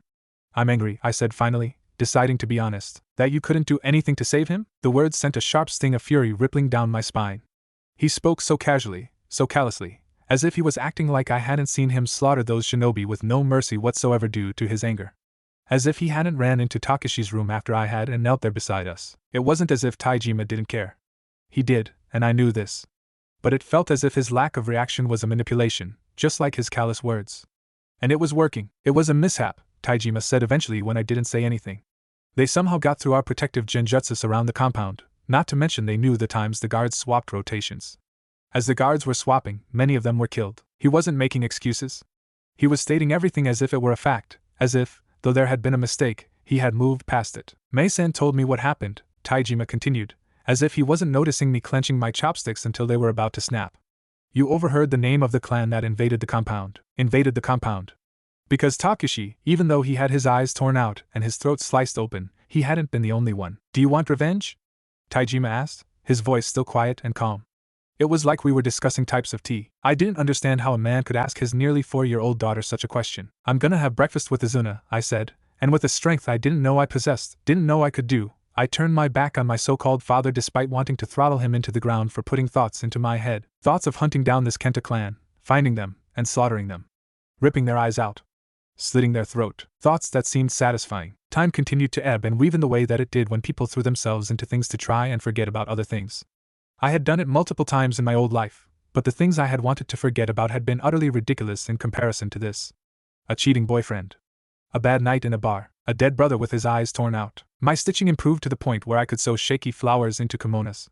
It turned out that when I wanted to, I could spend hours sitting in my room, staring blankly at a piece of cloth as my fingers went through the rhythm of up and down, as I threaded the needle through the kimono. Izuna's second birthday was a quiet affair, which was surprising considering it was a rare moment when we were all together. Jean returned from a mission a day early to be there, and Taijima made a rare appearance when we all had dinner separately from the others. It was the first time we had been together as a family, without the presence of the others living here. Izuna was given his gifts, which were all wildly predictable, ranging from toy kunai and shuriken to a child's book that seemed to be about war tactics, given by Taijima himself. My gift was the exception, and Izuna looked confused by the shakily hand-bound book that Mei had assisted me with, listing all the stories in my neatest writing that I had told him. Most of them were taken from my old world and were made even more innocent than they already were, every single one containing a nice happy ending, even my unique version of The Little Mermaid. It's stories, I explained to him. All the stories I've ever told you. So you can read them whenever you want. He gave me a small smile. Thanks, Kyo-chan. And it seemed being at the mere age of 2 meant that there was more responsibility. Izuna was outside all the time, accompanied by a nameless shinobi who I always scowled at whenever I saw, trying to tell him that he was a shitty person for effectively starting to teach a 2-year-old how to be a killer with just my eyes. It wasn't just Izuna who received new training either. Shortly after Izuna's birthday, in one of Madara and I's quiet and unspeaking courtyard moments, the silence was finally broken. He's training me, Madara said, staring at his feet. Yoshino-sensei. I said nothing, mostly because I hadn't had a single interaction with Yoshino. Every now and then, out of the corner of my eye, I would see Yoshino or Kosuka, though both of them seemed to always be constantly in a bad mood and in a rush. And he's good? I asked. He's incredible. I've never seen someone move so fast. Incredible. I supposed I was being trained by someone incredible as well. Yori was a wizard with a needle. But it wasn't the same. Madara could chase his restlessness, his need for revenge away by throwing kunais at targets, by going through katas, all guided through by an incredible person. I'm glad, I told him, forcing myself to smile. I'm glad. And he's nice? Nicer than you would think. The edges of Madara's mouth lifted. And I got the Sharingan. Father was happy. I blinked, my knowledge of the Sharingan weak. Every now and then when Takashi or Jean had trained, I had seen them have it, had heard Taijima discuss how Takashi's was more developed or something along those lines. And I knew, more importantly, how you got it, which in my mind was the most disgusting thing in the entire world. That's good, I forced out. I'm still learning to use it, but I will. His voice was filled with such certainty that I ached for his kind of confidence at the direction at which he was going in. We sat in silence for a moment. I wanted to voice my jealousy, wanted to voice my frustration. But it didn't feel right to do it to Madara. He wasn't that type of person. The fact that he had chosen to drag me away from the carnage that had happened at our old home stung mildly. His first thought had been to protect me, not go after the shinobi. Logically, I knew that it made sense. But I shouldn't have to be protected. I was older than him, though he didn't know it. He had thought me weak. And I was. And it was only going to get worse. Whenever I had a break from Mei's training, I would go outside to the courtyard and watch whoever was being trained there. Most of the time, it was Madara and Yoshino. There seemed to never be a moment where those two weren't in the courtyard, relentlessly going over exercise after exercise, routine after routine. I watched fire erupt from Madara's mouth with awe, my first witness of ninjutsu. Every now and then, however, especially in the early mornings before breakfast, it would be Kosuka running through drills with various shinobi. Not correct, Kosuka snapped, his tone impatient as he guided 3 teenagers through an exercise. You're going to get killed in 2 seconds flat. Get up. Now, the teenager in question struggled to lift himself up from the dirt, falling back onto his knees when he failed. Kosuka growled, his foot slamming into the back of the person. I forced myself to look away from the sight, counting my breath. You can't even get up, can you? You're a useless fucking excuse for a shinobi, that's for sure. You're shaming this clan. It was funny how though his tone was always snappish and impatient, he never raised his voice. In fact, it was even scarier that he didn't raise his voice, especially when he insulted you in barely a whisper. I wondered if Yoshino had received this treatment when training, or if he had been different. We're done for today, seeing as none of you can barely achieve anything, Kosuka dismissed. The 3 teenagers sluggishly got up from the courtyard, giving me odd glances out of the corner of their eyes as they went inside. Kosuka's eyes flickered to mine, a snarl appearing on his face. Get back inside, he snapped. Don't you have some sewing to be doing? Nope, I said, giving him a smile. He glowered down at me. Show some respect, you impudent brat. You think just because you're Taijima's daughter you don't have to respect your elders? It's Kosuka-san. It's also Taijima-sama. You're a fucking piece of work. Get back inside before I force you myself. I wondered if part of Kosuka knew that I was more mature than I looked. It wasn't just me Kosuka hated, but Madara as well, yet he never swore as viciously around my brother than he did me. Or perhaps I just irritated him to the point where all basic manners left him. Of course, Kosuka-sama. I chirped, and before he could swipe at me, I hurried inside. Naturally, I paid for my disrespect. You need to respect Kosuka-san, Taijima said, his tone bored as he didn't glance up from his scrolls. I am sick of repeating myself, Kiyomi. He doesn't respect you. And you do? Let me worry about that. You just concern yourself with respecting him and don't worry about anything else. So I should be worried about it, Taijima sighed, looking up from the scroll. We are his guests, Kiyomi. I may be clan head, but this is his compound. You may not like him or his methods, but some of the shinobi he has trained have been the greatest this clan has ever seen. As much as I hated to admit it, it was true. Kosuke's compound was vastly different to the one I had spent my first 5 years in. For one, our compound had electricity and running water through pipes, something I still didn't quite understand as I knew that this world wasn't exactly technologically advanced. Kosuke's compound, however, didn't. There were candles, and baths had to be prepared and drawn by the few servants that lived here. I supposed it made sense, considering Taijima was clan head and we were his children. There weren't many benefits of being his daughter, but the old compound had certainly been one of them. Those benefits had long gone, however. Kosuke seemed to be adamant about there being no amount of fun in this compound. No one ever lingered in corridors. I hadn't heard anyone laugh since we arrived. Taijima's words made me watch Kosuke with a keen eye. I channeled my focus into that as well, not just my sewing, reading Hana's book and practicing the leaf technique. He seemed to hate it, whenever his eyes met mine in the corridor or the training grounds, and just like every other time before, he would curse at me, but that was irrelevant. Him calling me a fucking piece of work didn't matter. What mattered was his loyalty. Part of me wondered if Taijima had wanted me to do this, had placed the idea in my head with careful manipulation. Though why he thought his tiny daughter would be a good spy, I didn't know. Or maybe it was a test and a distraction, just like how he had given me Hana's book. Kosuke never revealed anything, though. Whenever I would trudge past his office accidentally, it would be empty. He was nearly always outside, training someone. If he wasn't, I didn't know where he was. My attention turned to Yoshino. Children's behavior usually stemmed from their parents. If I watched Yoshino enough, he could reveal something about Kosuke unwittingly. Yet Yoshino's life was just as sad as his father's. If he wasn't training Madara, he was training himself. It seemed this whole compound was where you went to throw yourself into something with all your energy and forget about everything else. Yoshino had this down to a T. At sunset, Yoshino was nearly always the only person in the courtyard. He went through exercise after exercise as I sat on the edge of the steps leading into the courtyard. It was Yoshino who gave me my first proper glimpse of the legendary Sharingan in action, as I had only ever seen Takashi and Jin with it activated, but they had never been using it. Yoshino's Sharingan gleamed red constantly in the low light as he effortlessly trained for hours of end. Despite only having just turned 11, Yoshino was lithe and muscled, every movement he made timed perfectly. I couldn't help but watch in awe, for I had never seen someone so young be able to do such things. Takashi didn't compare, nor Jin. It was Yoshino who first showed me the true skill that was needed to be a shinobi, as well. He glanced at me out of the corner of his eye when he finished his last kata. The sky was completely dark, stars twinkling in the sky when he stopped. You should go inside, was all Yoshino said when he reached the steps I was sitting on. It became a routine, all through spring whenever it wasn't raining. I would sit out on the steps, watching Yoshino do his sunset practice, feeling awed by every movement and every routine he went through. Madara was being trained by this person. Part of me was jealous of all the things that he would undoubtedly be learning, but the other half was proud and happy. But there was nothing to be learned from Yoshino's vigorous training regime. Neither Yoshino nor Kosuke gave anything away that made me doubt their loyalty, or anything like that. Yori's initial words of hatred for Taijima were the only clue I had. Near the end of spring, I took initiative by myself and knocked on Taijima's door. He opened it himself, staring down at me blankly before stepping back to allow me in. When we were both seated on opposite sides of his desk, Taijima waited patiently for me to begin speaking, looking as if he had all the time in the world and wasn't the leader of a clan. Kosuke's weird, was all I managed to say, unsure how to word my observations in a casual manner in case someone was listening. Kosuke-san, Taijima corrected mildly. Yeah, him. All he does is train and then disappear. Same with Yoshino-kun. All he does is train. Taijima gave me a smile. That is what shinobi do, Kiyomi. I didn't realize that much. It's a lot of work. His words were pointed. Yori-san's very interesting though, I continued, trying to push the conversation in my direction, not his.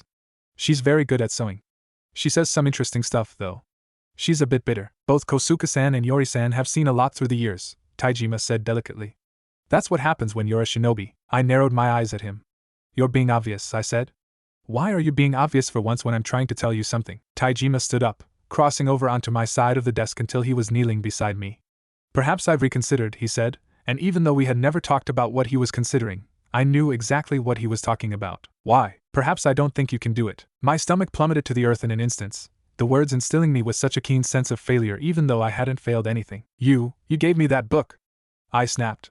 You can't just play games with me and then you're clouded by your emotions. Taijima rose, staring down at me with such a level of authority that I hadn't seen or felt before, because he had never used it. You don't think. More importantly, you think you're smarter than you are. You think you're better than you are. You're arrogant. I thought of hot-headed Madara. I'm arrogant? Ma, we are not talking about your brother. We are talking about you. I did not tell you about Kosuke in a bid to have you spy on him, Taijima continued, ignoring my attempts at talking. I told you about him as an explicit warning. My eyes automatically flitted to the door, half expecting Kosuke himself to emerge in all his wrath. Taijima's lips twitched upwards at my glance. I lost one son already, Kiyomi, Taijima said. Perhaps I don't want to have the potential to lose any more children, because I'm a girl? I shrieked, standing up. Though I barely came up to his waist, I glared up at him with all my fury. I don't see you stopping Izuna from his weird training. And this won't protect me. I could have died when those shinobi invaded. I thought I was going to. Madara had to save me. I don't want to be saved. I shouldn't have to be saved. There will always be someone around to save you. That's not how I want to live my life. My breathing was erratic and heavy, filling the silence in Taijima's office as he looked away from me. I could feel my hands shaking at my sides, the adrenaline racing through my body, my mind screaming Takashi, Takashi, Takashi. The thought of that fear, those hands strangling me, I already dreamt of it enough. That feeling of uselessness. Taijima continued to stand there, unspeaking. There wasn't someone around to save Takashi, I said, my voice cold. And now he's dead. He didn't bother trying to stop me as I walked out of his office. For my 4th birthday, it was only Madara, Izuna and I, accompanied by Mei. For my 4th birthday, I received a new kimono emblazoned with the Uchiha fan on the back from Mei, a book of herbs from Madara, a hug from Izuna and a small sword from Taijima. Mei frowned when I opened it. I think there must have been a mistake, she said finally, as we all stared at the sword in my hands. When he returns from his mission, Kiyomi-chan, we'll ask him about it, and you can get a proper gift. It's not a mistake, Madara said, his tone brusque. Father doesn't make mistakes. Yes, well, Madara-kun, sometimes people. It wasn't a mistake, he repeated. She can keep the sword. For a 5-year-old, his voice was commanding enough to make Mei falter and finally quieten. I shot him a grateful look, though all I got in return was a minuscule smile. Jean returned the following day, bursting into Izuna and I's bedroom in a rare moment when we were allowed to play together.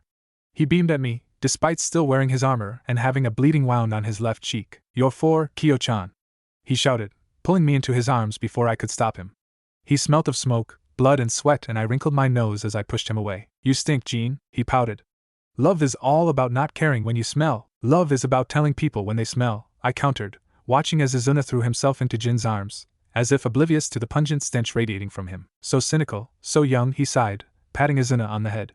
Don't you dare turn out like your sister, Izuna. Izuna giggled. I'm nothing like Kyo. Damn right you're not. Jin-kun, welcome home. We all looked up, startled, to see Saori, though Jin's reaction was the most shocking. While still holding Izuna in one arm, in seconds he had whipped out a kunai in his other hand. She eyed him warily until he put it away as if it had never happened. Saori-san, he greeted smoothly, placing Izuna next to me and standing up. Where's father? She gave him a quick head gesture and within moments he was following her out of the room while I looked after them, eyes narrowed. Kyo-chan, keep playing? Izuna asked, poking me in the knee rather viciously. I turned back to him, half paying attention to the elaborate game we were playing that was an easier version of shogi, while half my thoughts remained on Jin's return and, more importantly, the lack of Taijima and Saori's response to Jin's simple question. That night, I hunted down Jin, finding him sitting in the courtyard, staring at the stars in the sky with a mild smile on his face. He looked well rested and actually smelled clean compared to earlier. What happened with Taji, father? I asked immediately as I sat down next to him. He laughed, ruffling my hair. Straight to the point as always, huh, Kyo-chan? I scowled. Well, he's off on a long mission, Jin said. That's all I can say, long mission. I didn't know what that meant or it entailed, but the sour look on Jin's face gave me a hint that it was clearly dangerous. I didn't think father could go on long missions. As clan head, Jin shrugged, lying onto the grass. It's a different type of mission. Fathers are usually less physical and more political. Political? I knew next to nothing about the politics of this world, or the system that it had. It was an odd point in time where it seemed like a feudal society. However, the inclusion of electricity for those who were upper class was a confusing addition. The daimyo, Jin elaborated. Honestly, Kyo-chan, this stuff always used to bore me. You should ask someone who actually knows about it. He took a deep breath. Takeshi was the one who loved all the political stuff. We both fell into a silence. Jin had always been the emotional one out of us 5. Due to his leg being pressed against mine, I could feel the tremors that gradually began to ripple through his body, though he seemed to force them down, staring blankly at the night sky. I placed my hand on his knee. Jin, I whispered. I stopped, unsure what to say. For the first time since we moved compounds, I had a feeling that no one would stare at me if I showed a sliver of emotion. No one would report it back to Taijima, who would call me into his office and force thoughts of revenge into my head. I know, Kyo-chan. I know. I stared up at the sky, because I knew that if I looked into Jin's eyes, I would start to cry. Father tried to. I don't know. He almost tried to. I stopped once again, growing restless. It was like he wanted me to personally want to avenge Takashi. Jin chuckled, though it wasn't a pleasant sound. That's what father does. He channels your sadness into anger. His words were spoken with hostility, the first time I had ever heard him openly divulge hatred towards Taijima. Do you think that works? He remained silent for a moment, and it was almost like I could physically hear his pondering. For some, maybe. But I don't think it's right. I don't think people are meant to work like that. People shouldn't be angry all the time, and revenge does nothing. But don't you think that if that clan who killed Takashi were killed, then no one would be hurt again? Not revenge, but something else. Reciprocity, Jean filled in for me.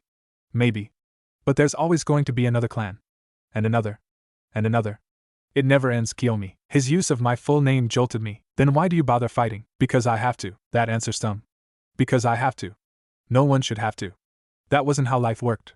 People should be allowed to do what they wanted, especially when it came to such a harsh choice.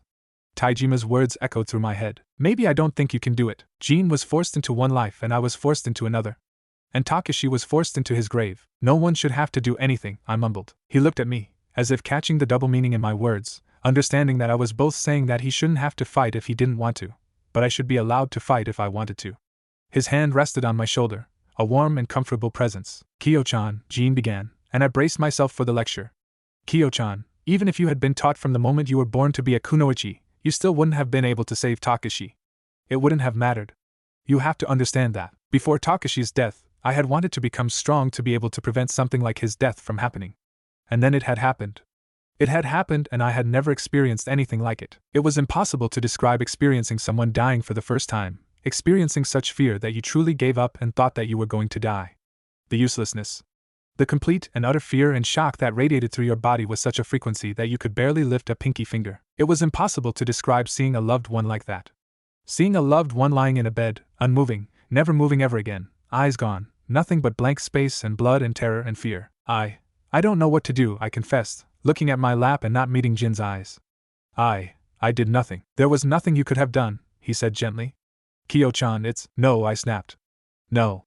I don't know what I could have done, but surely there's something. He wrapped his arm around my shoulder, pulling me against his side. Unfortunately, Kyo-chan, sometimes the world is so cruel and harsh it's unbearable. And it's even worse when you can't do anything about it at all. But that's life. You just have to move on, but before that, you need to grieve. You can't just bottle your emotions up and expect everything to be fine.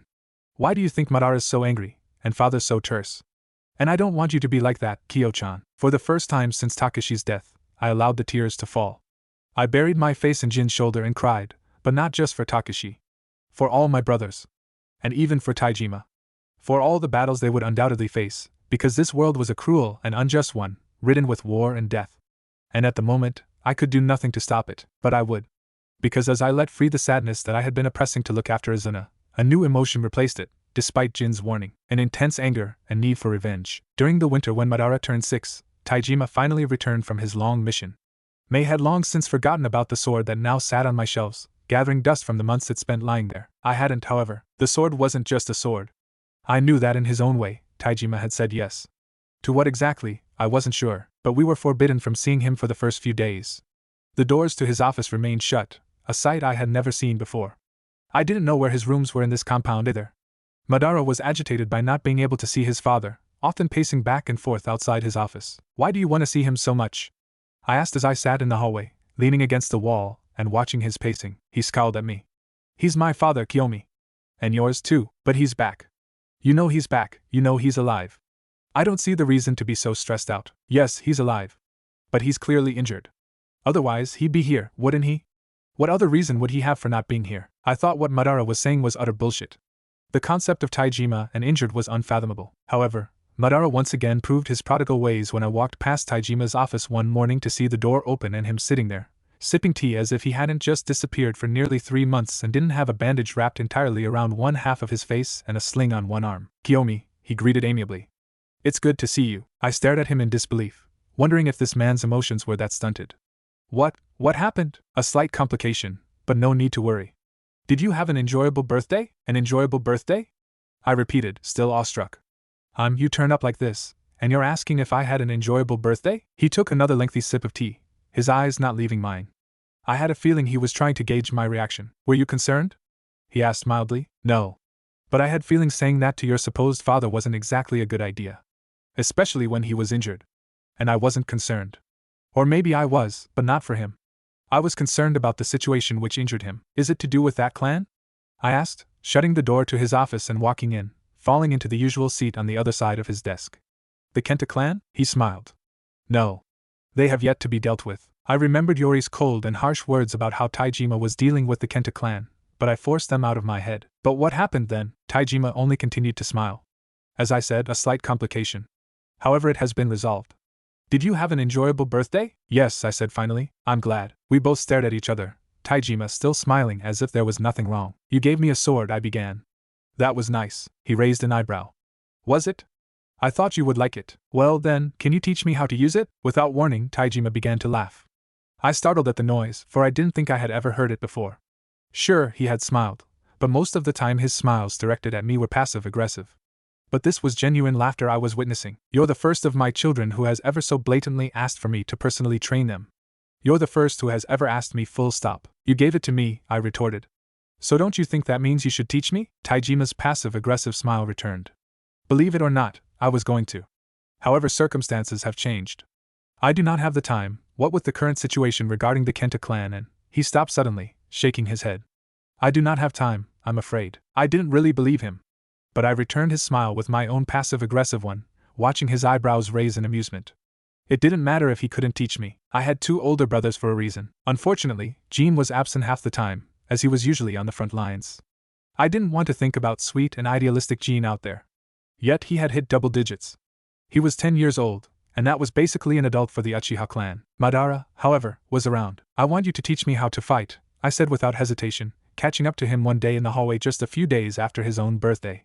He was now 6, which was scary in its own way. Madara scoffed. Me? Kiyomi, I'm not. You are good. I mean, for a 6-year-old, I'm not good enough for my age. At least, that's what Kosuke-san says. I wanted to track down Kosuke and throttle him for putting that idea in Madara's head, for daring to say such a horrible thing to him. This boy, if he had been born in my world, would be learning addition and subtraction with apples and pears, not sparring every day with a 12-year-old who should be learning how to do algebra. You should ignore Kosuke-san, I said resolutely. In fact, never listen to him. Madara raised an eyebrow. And I should listen to you instead? Yes, actually. I'm your sister. Haven't you heard the saying a woman is always right? That's not a saying. You made that up. Well, it's a saying now. And an accurate one. It can't be that accurate.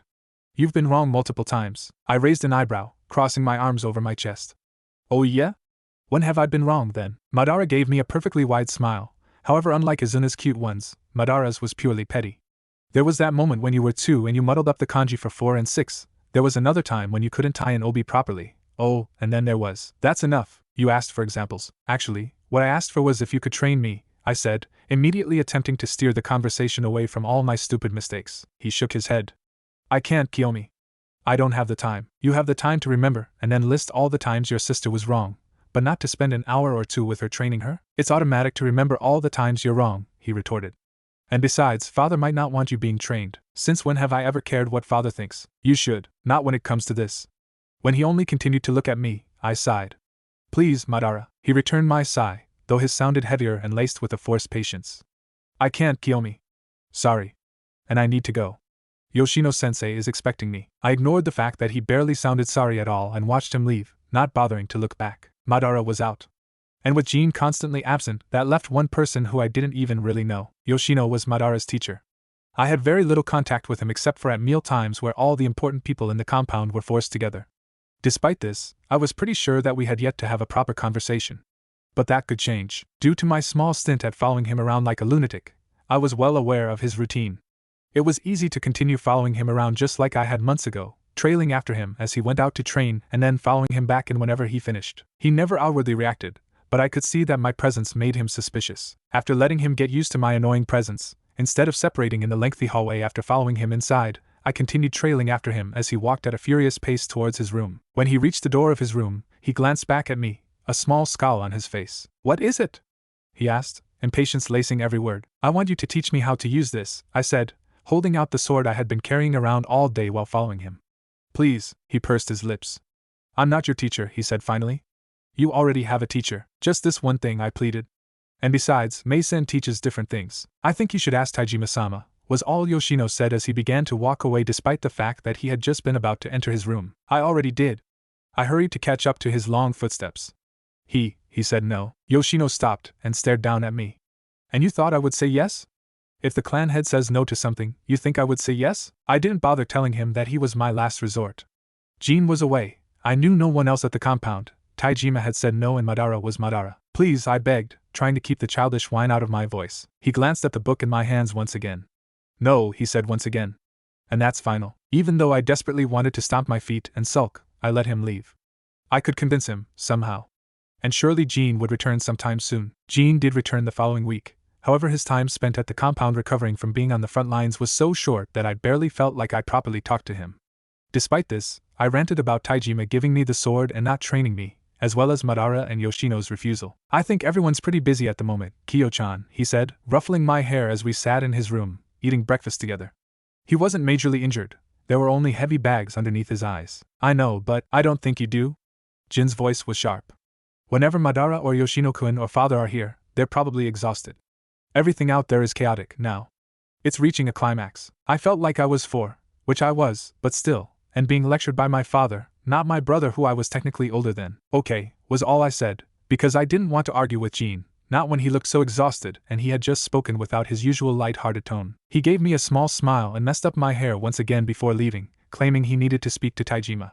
His breakfast remained mostly untouched, and once again, due to everyone being busy, I was ignored. Mei was my only company. Part of me thought Izuna had been physically moved from the compound because I hadn't seen once. He had been given his own room a while ago, and after that I only occasionally saw him wandering through the halls, forever accompanied by his trainer. When I asked Mei about it, she gave me a smile. Of course. I thought Taijima-sama told you. Izuna-kun has been moved to the northern compound. There are more people his age there and it's less dangerous, she explained, still smiling brightly as she tied my obi for me. If it was so dangerous, then why was I, a useless 4-year-old girl, here? And also Taijima hadn't told me, which rubbed me the wrong way. I didn't know if he had simply forgot, but I would have thought that man would never forget a thing. The lack of entertainment due to my brothers being gone equaled a lot of thinking. Which I didn't want. At all. If I sat in my room, alone, and stared at the wall, all I could think of was Jean out there, fighting some ridiculous war. And Takashi dead and gone. The old nightmares of Takashi's death came back with a vengeance. But even more sinister nightmares came, types that left me breathless and feeling like my entire brain had been invaded. I couldn't describe the feeling. It just was. I dreamt of my old world. I dreamt of walking through that achingly familiar road, with the buildings rising up around it. The vivid red car that sat near the top of a hill, a large tree with its branches hanging low over it. What are you doing just standing there? For a moment my brain struggled to understand, because this person wasn't speaking Japanese. I turned, every movement sluggish as I regarded the man in front of me. He wasn't a child. He certainly wasn't an Uchi either. His hair was a dull brown and if I squinted, I could see his eyes were the same color, and he was speaking English. It only registered a few seconds later as I stood there, still blinking as he stumbled his way to the car. I watched him hunt through the pockets of his jeans, cursing underneath his breath before he looked up again and laughed, his voice incredibly loud in the quiet street. Are you that drunk? I swear, you're the biggest lightweight ever. I felt myself smile like it was a force of habit, the sound of his laugh relaxing my entire body as I walked towards the red car. The man finally got the car keys out of his pockets and jammed it in the door, wiggling it about for a solid minute until the usual click sounded. He slipped into the car and I followed suit, the movement seeming effortless, seeming normal despite the fact that I hadn't seen a car in years. Up close, I noticed how much he smelt of alcohol, how every movement of his was slow and sloppy. My mouth didn't open in protest as he turned the car on, and we started driving. Despite the fact that I realized it was a dream, it didn't change anything. My heart began to rise in my throat as I tried to scream, tried to tell this man, why couldn't I remember his name, to stop, because we were about to die. The car zoomed forward, the surroundings a massive blur. He was laughing, talking, saying something about the night, the bar. It was about to happen. I could feel it. My vision blurred drastically as I heard the wheels of the car squeak and it swerved to the side, the man beside me letting out a startled shout as it only continued to spin and spin until it crashed. I couldn't remember if there had been pain, last time. There was no pain this time, not physical at least. But hearing the windshield crack, hearing the man next to me cry out and then moan in agonizing pain and struggle to breathe was worse. Hearing his breath continue to come out in forceful whimpers until it finally faded into nothing. When my vision returned to me, I turned my head to the side. Takashi's face stared back at me, mouth open, eyes gone. I was trapped in the car, forced to stare and stare until my entire body ached. But not with physical pain. There was no sudden wake-up. I woke up sluggishly and slowly, like I had to force myself from that dream. Around me, the familiar sight of the traditional Japanese wooden floors and doors played a huge contrast to the dream I just had. My old world. Takashi. I couldn't think about it. Either of those things. Takashi's death and my death. They were irrelevant. My old life was gone, just like Takashi was gone, and neither of them were ever coming back. A knock startled me out of reverie, and Met poked her head in. "Kiyomi-chan," she greeted, looking perfectly put together despite it probably being early morning. "I'm glad you're awake. How about you fix yourself up and we'll get to work?" I grumbled a response in reply which seemed to be good enough for her, for she gave me another bright smile before sliding the door shut. Even though the nightmare still sat firmly in the forefront of my mind, I forced them out. I couldn't focus on it. There was stuff to do, like so. And fix myself up or whatever. My version of getting ready was far different from May's. Even though she had attempted to tame my ridiculous hair when she had first met me by cutting it short, it had instead formed an odd version of a curly mullet, which wasn't really a popular style in a formal Japanese society. It made me look like Madara, except even his hair seemed to follow more of a nice pattern instead of mine. As usual, the morning was spent sewing with May and Yori, the latter spouting her usual ridiculous gossip that most of the time wasn't interesting. If she had been discussing something interesting, I didn't hear it anyhow. I was too distracted, focusing on the in and out of the stitching, ignoring Yori's sharp voice contrasting with May's peaceful one. The dream felt like it had torn stitches out of a wound that was barely healed. Just a single one, so the wound was bleeding slowly as the other stitches strained to hold everything in, and my death. That was something I didn't even want to consider. I had completely forgotten that someone had been in the car with me when we crashed. Yet my mind had showed in such explicit detail his own death, each shuddering breath that he struggled to breathe in as we both died together in the crushed confines of that red car. "You seem off this morning, Kiyomi-chan," May commented when Yori had left, and we were both packing up the scraps of fabric. "Is everything okay?" I had a vivid dream about my old world where I was an idiot who got into a car drunk with another idiot, and it crashed, and I heard him struggle to breathe and then it turned into Takashi. "I just didn't get that much sleep last night, May-san." She forced a hand onto my forehead, frowning at me. "Are you stressed? You don't need to worry about anything. You know that, right?" Her saying that quite clearly meant that there was something to worry about. But I gave her a smile until her hand slipped off my forehead. May's lips were pursed as she regarded me. "Very well then. But you know you can always come to me if you need anything, okay?" The only thing I would ever consider going to May with was when I got my period for the first time in this world. Although it would be rather amusing to go to Taijima with something like that and see his reaction. "Of course, May-san," I chirped, and my voice must have been upbeat enough for her lips twitched upwards. Unfortunately, the dream had only made my need to train even more intense. And even more unfortunately, the compound had reached a rapid climax. No one was allowed outside. Taijima's door was unusually kept shut, and more often than not I heard shouting echoing from it. "What's going on?" I asked Madara when I heard him pacing the corridor outside of our rooms. He shook his head at me. "I'm not allowed to train," he said sullenly. "We're not allowed outside. Father said something about reports of an invasion. We have security measures in place, don't we?" Madara gave me an incredulous look. "Of course we do, you idiot. It's just a question. It's not like anyone tells me anything about how stuff works." For a moment, he looked guilty, but it faded. "If someone doesn't tell you something, it means you don't need to worry about. That's a stupid way of living life." "Who taught you that word?" Madara demanded. "You shouldn't say that." "Stupid?" I repeated.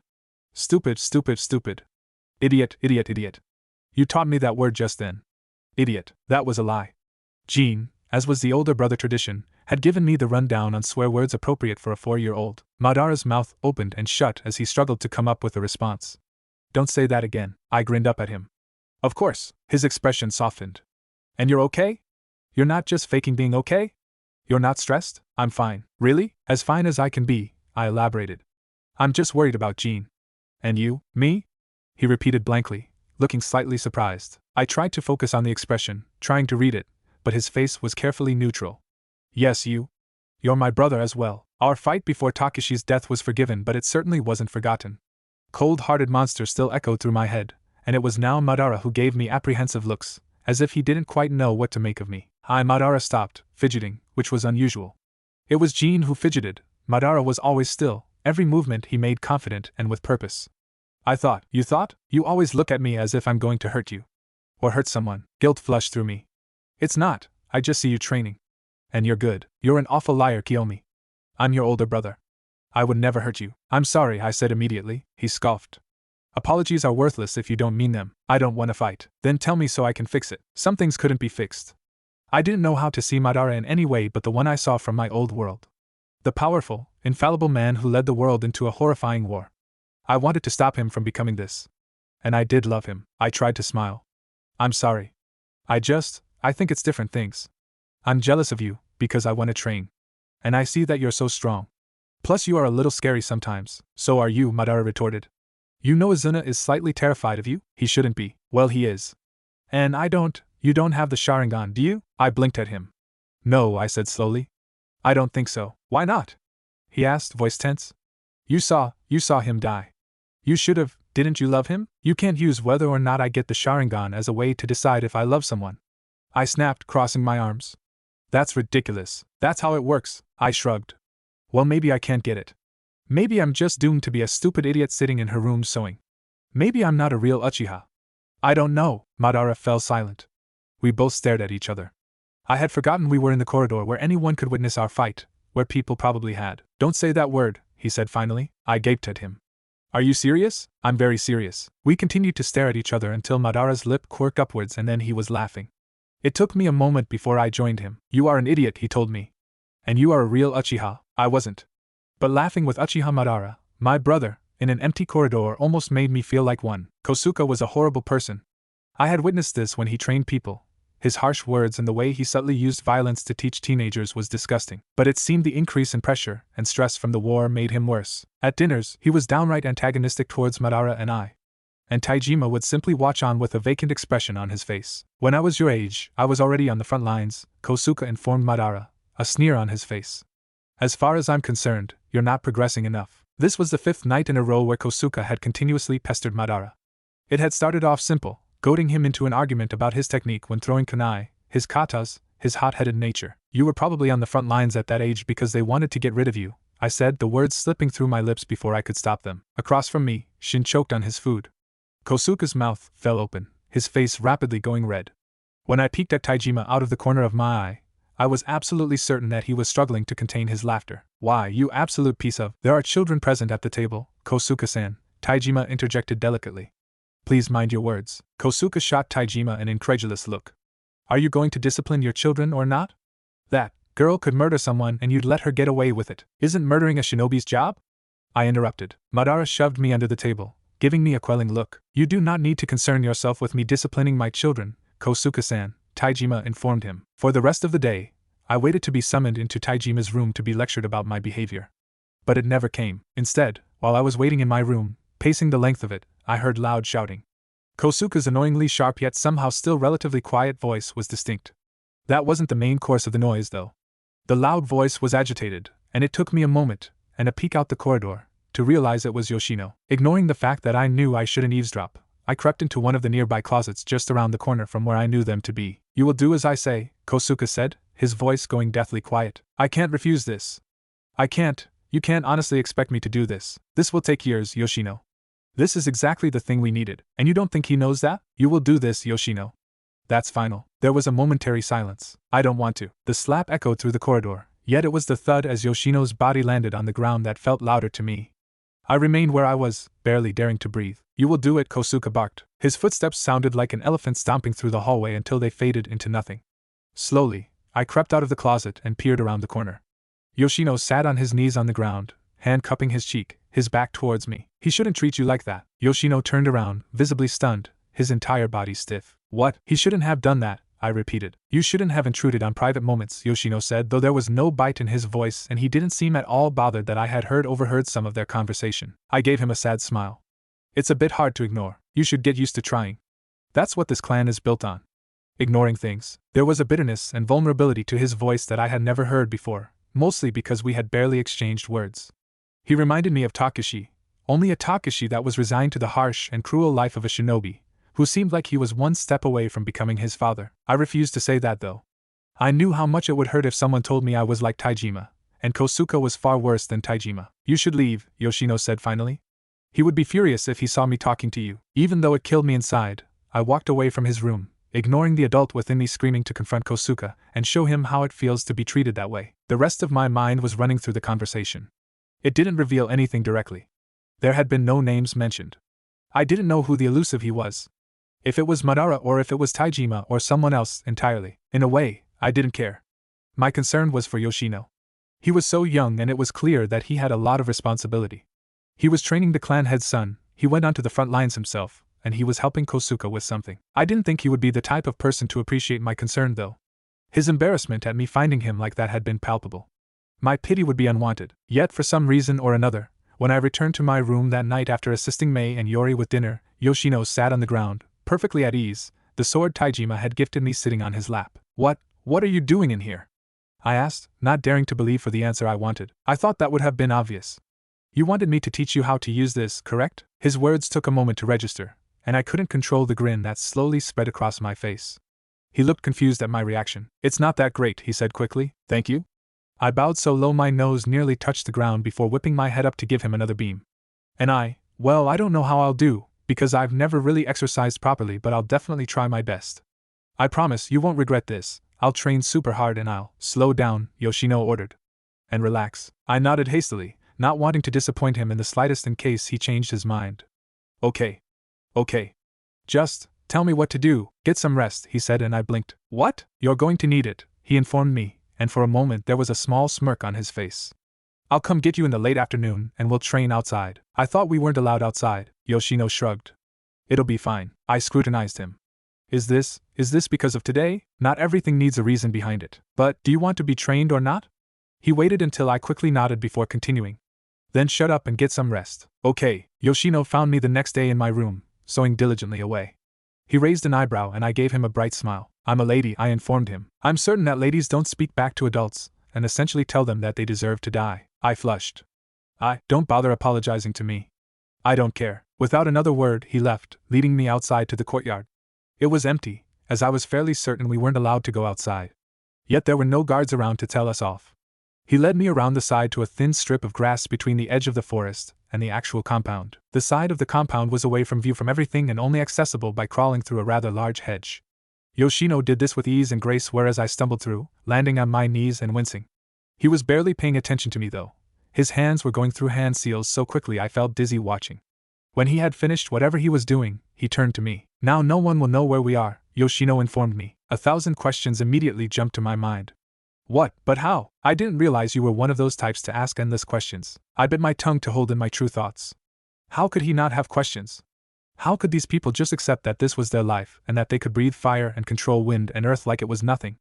Even if I had been born in this world and hadn't known my old one, I couldn't imagine just accepting this. Yoshino breathed out a tired sigh. It's a type of genjutsu. Different type of genjutsu control different senses.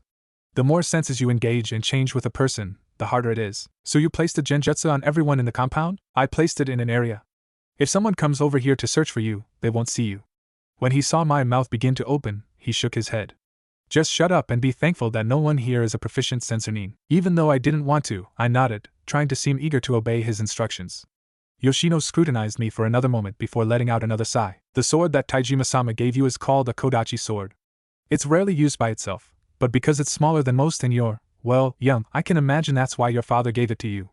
It's ridiculously common, though. I didn't know whether to be offended that Taijima had essentially given me a sword that seemed to be used by commoners or whatever. So, are you gonna teach me how to use it? I asked, shifting impatiently as I held the slightly curved dagger-like blade in my hand. Yoshino gave me a wry smile that I didn't like the look of. I suppose you could say that. Before I could even blink, he was in front of me and I was being pushed onto the ground. Every single one of my senses went into overdrive as I desperately tried to avoid the blade I had just held casually in my hands and considered something beautiful. Now it just seemed dangerous. What the? I could have died. I snapped, standing up quickly and dropping the sword onto the ground. I could have fallen on that, and I could have died. Yoshino rolled his eyes, looking very much like the prepubescent teen he was. Exactly. You need to know how to hold it properly, and how to fall without looking like a graceless idiot. I would have thought the clan head's daughter would have more grace than you do, but this demonstration now and the way you climbed through that shrub prove otherwise. I scowled. As if a 4-year-old would care about a lesson about posture. It's probably the only lesson you should have listened to. Posture and flexibility are everything. Pick up the Kodachi. I obeyed, albeit hesitantly. Yoshino looked amused. Push me over, he advised me, even though it could have been a trick and he was instead going to have me sprawled on the ground again. I focused all my anger at this smug idiot who barely even had acne, and shoved him over with all my strength. To my surprise, Yoshino actually did fall, though unlike me I watched him rearrange his limbs effortlessly as he tucked himself into a roll and was then standing barely a second later. You've had practice, I said at once. Stop making excuses for your behavior and start learning, Yoshino said, his voice sounding irritated. I have had practice. And it's about time you had practice too. The next 2 hours consisted of me not actually using the Kodachi once. Instead, I actively tried to avoid it as I rolled and rolled and rolled. It felt like I was 5 again in my old world and had just discovered the joys of somersaults on the trampoline. Except there were no joys in this. There was just a lot of pain, grass, and Yoshino looking amused. When the sun finally was lingering low on the horizon, Yoshino didn't push me when I got up. I watched him hesitantly, half expecting a surprise attack out of nowhere. The only good thing I've seen so far out of you is your paranoia, Yoshino informed me, sounding as if he didn't care. You always expect the worst. I suppose it's natural, for an Uchiha. There it was again, the disdain that crept into his voice when he spoke about the clan. Well, I'm glad I did something right, I mumbled, barely having the energy to speak. A small smile appeared on Yoshino's face, similar to the way Madara smiled whenever he was trying to stay angry at me but couldn't. You should head back now, he said suddenly. People are going to start looking for you, if they haven't already. This was usually the time where I barricaded myself in my room and focused on sewing. May rarely bothered me in that time, and everyone else was usually busy with their own training or other things. I followed Yoshino through the bushes, where the courtyard was empty. It was usually Yoshino who trained by himself at this time. He turned to me, his eyes narrowed as he glanced over my disheveled appearance. Are you satisfied, then? He asked. There was a hum in my blood that pouring tea and sewing flowers just hadn't quite had for me. Every individual bone and muscle ached. I couldn't imagine a time when I had felt this way in my old life. There was no comparison. No, I said, giving him a wide grin. I'm not satisfied just yet. And so began the months where Yoshino would proceed to push me into the ground, where my sword became something I was scared of falling on top of. I didn't see any sign of improvement, though it was difficult to gauge. The only thing that vaguely improved was my ability to climb through the hedge leading into the side of the compound with mild grace. It took me a while to muster up the courage to show Yoshino Hana's old book. I didn't know why I didn't want to ask him to teach me something from it. Maybe it was because I knew that this book was for women who combined fighting and sexuality in a sinister combination to take down people. Mostly men. When I did, Yoshino scrutinized it, his expression void of judgment. It belonged to my mother, I said when he looked at me questioningly. I wanted to learn the henge one. He flipped to the page and scanned it briefly. That's more complicated than the basic henge. You should learn the basic one first. It would be a good test of your chakra as well. You have to constantly be outputting your chakra. You can't let it falter for a second. I nodded, eagerly lapping up the information as if my life depended on it. Because it did. People had died. More importantly, Takashi had died, and I needed to be able to do something next time.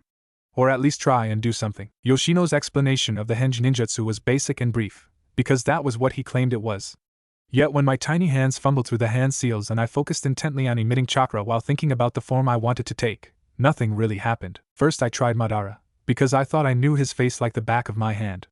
But even then I realized that I needed all the little intricacies to do it. The moment I thought of my old self, with my brown hair and eyes, so different from the Uchiha, I felt it click. My height rose, reaching just above Yoshino, and I felt my messy and unruly hair shorten and straighten out. Yoshino blinked as he stared at me, looking confused. He began but stopped.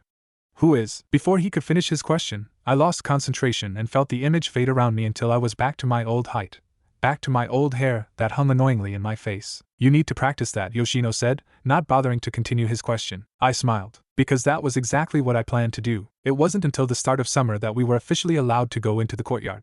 Yoshino and I still trained down the side, however we always snuck there, attempting to avoid people's suspicious glances. I didn't know if Yoshino was technically allowed to be training me when he was meant to be focusing on Madara.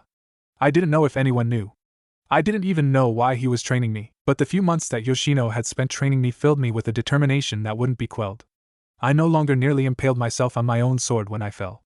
Though it was shaky and easy to see through, I could hold the henge of Madara relatively successfully. Progress felt like a drug I couldn't quite enough of. When Jean returned from a particularly long mission and actually stayed for more than a day, he gaped at me as we ate breakfast together. What? I demanded, touching my face self-consciously. I knew my appearance had changed slightly. My usual mullet-like hairstyle had been replaced by a tight braid that May had taught me how to do. I knew I was getting taller, as well. You look different, Jean said, blinking at me. You look older. I gave him a smile, showing him that I was missing a few of my teeth.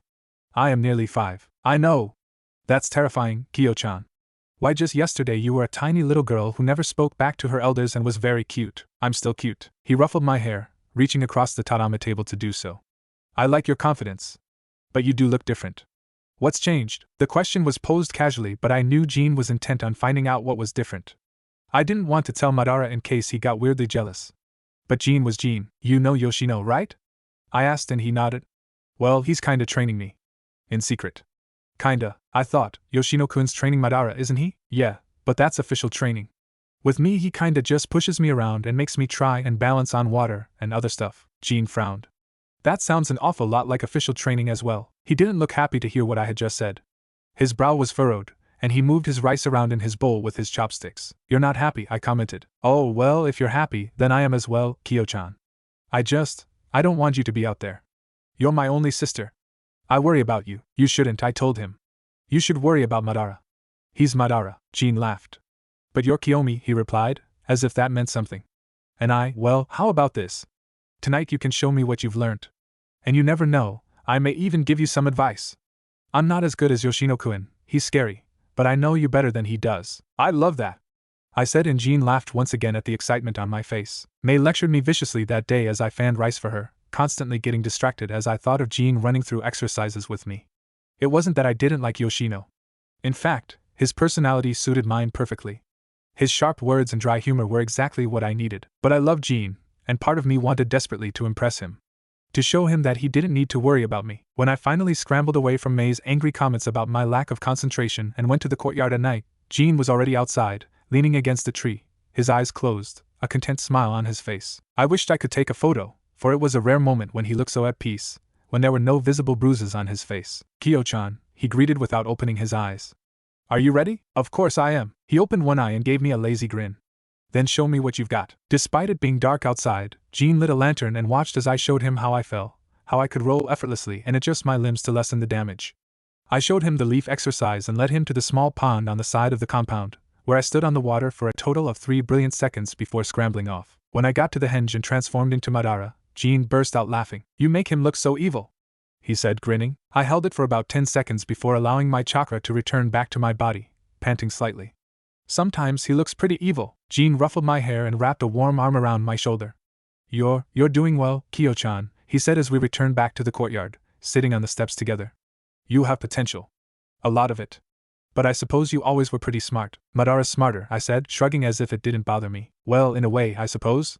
But even though you're a bit of a brat sometimes, you have an odd maturity about you. I didn't say anything and just took in the mild summer air combined with Jin's solid presence beside me. He was different to Takashi in the sense that he wasn't as sturdy. But there was still that sense of reliability about Jean. Do you miss Izuna? Jean asked me, his voice quiet. Of course I do, I replied immediately, looking into his eyes. I just want him to be safe though. And if this is the way he's safe, then that's good. Jean smiled, but it looked forced. I insisted for father to take you to the northern compound as well. But he didn't. I still don't understand why. You and Izuna both should have gone to that compound and stayed together. I'm sure he has his reasons. Oh, he always does. I just don't think I'd like his reasons very much. I didn't have a reply for that. Jean most likely knew of my semi-hatred towards Taijima, or at least of my disdain towards him. It was pretty obvious. The silence wasn't awkward. It felt comforting. My relationship with Madara had used to be like that, just us sitting outside and enjoying each other's company. But that didn't happen anymore. Jin's body tensed beside me suddenly, and I stared up at him. What is it? I asked as he frowned, looking around. Nothing. I don't think it's anything, he replied, but I watched his Sharingan activate as he stared off into the distance. Jean? I prompted, nudging him lightly with my knee. He grabbed my arm and within seconds the compound was out of sight, and I was in the middle of the forest. My heart began to race as I gripped onto his hand. Jean, be quiet, he hissed, voice harsh, as he stared frantically into the forest. I couldn't hear anything. It sounded just like it had when we had been lounging on the steps of the courtyard. Yet Jin's eyes were gleaming red and he was obviously seeing something I couldn't. It was the first time I wished for the Sharingan so I could see just what danger we were in, if any. A huge bang filled the air and I jolted, turning around frantically as I tried to see where it came from. Jin's hand was sweaty and tight in mine. In the distance, I could see flames beginning to rise as smoke started to fill the air. That's the compound. Jean, we have to get back and get the others out, I said, tugging on his hand. Well, isn't this cute? We both spun around at the same time. Jin's hand left mine and immediately dropped to his sword as he stared at the man in front of us who leaned against a tree, looking perfectly at ease. Let me guess, he said, beginning to walk towards us. Uchiha Jin and Kiyomi? The air became stifling and I started to choke, clutching at my neck as I tried to breathe. The man laughed at my reaction, though it quickly died as Jin lunged at him, sword out as he swung in a wide arc. I didn't even see the man disappear and then reappear a few meters away. Air was still trying to fill my lungs. It felt like the air was thick and it was almost like I could feel that this man wanted to kill us. He wanted to kill us. He wanted to end 2 innocent people's lives. Two people who weren't even teenagers. My back hit the tree and I watched with wide eyes as the fight took place. "Gene!" I screamed, watching as he dodged and kept dodging. "Run!" I wanted to scream, but the words were lodged deep within my throat. I thought of Yoshino going through the basic henge ninjutsu, his words laced with slight impatience. The hand signs. The intent. The movement of chakra running through my body. The intent. The chakra simmered through me, wrapping itself around me like a blanket as I felt my appearance alter, felt my hair straighten out, my facial features slimming to replicate my brother's. I had seen his face countless times. The dimpled grin, the crooked teeth and nose, the thin lips. When Gene managed to throw the shinobi on the ground, his gaze moving away from him for a split second, I charged in. There were no weapons around me to use. I didn't have any talent. His fist hit me in the side of my face and I felt my entire body move. I didn't fall to the ground. I was flung into a tree, my back slamming into it as bits of bark dug into my back. In an instant the chakra surrounding me flitted away as pain flowed through my body. "What's this?" the man said, laughing as he spat blood out of his mouth. "The little princess of the Uchiha clan trying to fight? Get away from her!" Gene screamed, re-engaging with the shinobi, his eyes gleaming red. "Your clan, you killed my brother. You're not getting another one of my siblings. Oh, our clan will get you all, you annoying pieces of shit. We got that fucking passive Uchiha, we'll get you, the ridiculous upbeat one. We'll get the only one with potential, this little bitch here, and then the youngest. He'll probably cry, won't he? So young and so naive. And then fucking Taijima. That fucking bastard will burn in hell." Without warning, he appeared behind Gene, ramming the butt of his sword into Jin's back. He crumpled to the ground and I watched, fear burning through every fiber of my being as he attempted to roll away from the man. The shinobi stepped on the hand holding the sword and Gene howled in pain. The sword was kicked to the side. The shinobi placed his own against Jin's neck and turned to look back at me. "Well?" he asked, raising an eyebrow. My back ached. My hands were shaking. He smirked at me. "Nothing left? Not gonna pull out a cute little sewing needle and stab me with it?" Gene attempted to get up, trying to push his legs to flip the shinobi over, but he effortlessly avoided it, pushing the tip of his sword harder against his neck until a little drop of blood spilled out. "Kiyomi!" Gene screamed. "That's a bit cruel, don't you think, expecting your little sister to save you?" The shinobi taunted, staring down at Jin's face. "No? Oh well." The movement was so small, so quick. It was funny to think of little movements that could do so much damage. Just a left hand moving downwards. Simple muscle movements. I stood up. "Gene!" I screamed as he began to convulse on the ground, his hands reaching for his throat in an attempt to stop the blood flow. The shinobi grinned. "And now your turn. Now look, I'm not all that heartless, so I'll make it quick for you. After all, you're just a girl." "Gene, Gene!" My brain throbbed. My entire body erupted in rage. My chakra had always been easy to pull in and out of me, easy to control the flow of it. But I felt it boil out of my skin, felt it fill the air just like the smoke was. The man blinked at me, taking one step away. "You!" I screamed, my throat aching as smoke rushed into my lungs. It felt like I was an elastic band that had been pulled back the furthest it could go. And then it was released. The man began screaming with me, his hands reaching up to tear at his eyeballs. I couldn't look away, my hatred burning and bubbling to the surface, erupting into this person. The Kenta clan. They killed Takashi. And now, I vaguely heard the man stop screaming as I hurried to Gene lying on the ground, his entire body still convulsing as if the very notion of living was too difficult. "Kyo-chan," he whispered, the blood gurgling from his throat. His wet hands, coated in sticky blood, grabbed my cheek, holding me in place. "I don't want to die." This was different to Takashi. This wasn't seeing a shinobi emerge from his room while being strangled, automatically assuming the worst but simultaneously hoping for the best. This wasn't witnessing a dead person, but witnessing a person die. Just hang on," I said, trying to ignore the shouts and screams around me that were beginning to register as I applied as much pressure as I could to the wound near his lungs. "Gene, please." He gave me a small smile, a gasp forcing itself out of his body as he did. "Kyo-chan. Don't, you, I believe in you." "Father," he gasped once again, this time harsher and hoarser, his mouth opening and closing as no sound came out. "Gene, no, just wait a second, hold on, okay? I don't know, just breathe, okay, I'm here, just breathe. He couldn't. I watched his breath fade and stutter, his entire body shuddering as if it took all the energy within his entire being to force out a single breath. His hands clenched mine tightly, his eyes so wide that I could see the tiny veins within them. "Gene!" I screamed, squeezing his hand so tightly I thought it would snap. "Gene, no, just come on, just come back." My tiny hands weren't capable of performing a CPR. My strength was weak. His heart had stopped. His entire throat was vivid red. It didn't even matter. "Kiyomi!" My head spun. Jin's hand was limp in mine. "Kiyomi!" I didn't understand. I didn't. Kiyomi, Jean. A sharp stabbing pain made me blink and I stared, not really registering Yoshino towering over me. He had slapped me, I realized. He had slapped me. Jean was dead. Kiyomi, you need to move. He lowered down to my level, forcing me to look at him. Do you understand? You have to move. Now, it was an order, I realized dimly. But Jean was, Kiyomi, he barked, sounding distinctly like Kosuka. He effortlessly heaved me up, half dragging me away from Jin's body. It lay there, unmoving. Jean, I gasped out, struggling against Yoshino. No, his body, we have to go back. Yoshino didn't even glance my way as he continued forcing me forwards, and I reached a patch of forest that wasn't covered in flame and smoke. He dropped me on the ground, suddenly disappearing, and I stared as he reappeared beside Jin's body, doing something with it. But it didn't really matter what he did with it. Within a moment he was by my side once again, forcing me upwards. I can't, I mumbled, closing my eyes as I was propelled forward. I can't. Yoshino gripped my shoulders so tightly I knew it would bruise. I don't care if you think you can't, he snapped. You have to. Do you understand? You do not stop moving until I order you to stop. You keep going. And when you think you want to stop, you still keep going. Do you understand? When I didn't reply, he shook me. Do you understand? No. Yes, I said, and began moving. I can't do this. I can't. I can't. Logically, I knew Yoshino was ahead of me.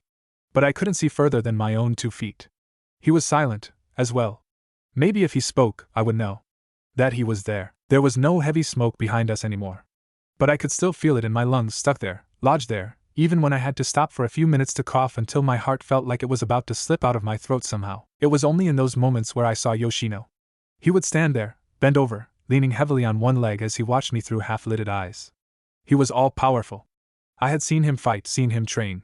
Yet when I could see him, all he looked like was a lost prepubescent boy. We're not gonna make it, I whispered, my throat hoarse, just after a coughing fit. He was leaning against a tree, eyes closed. We are. I heaved out another desperate cough when I heard his voice. We're not.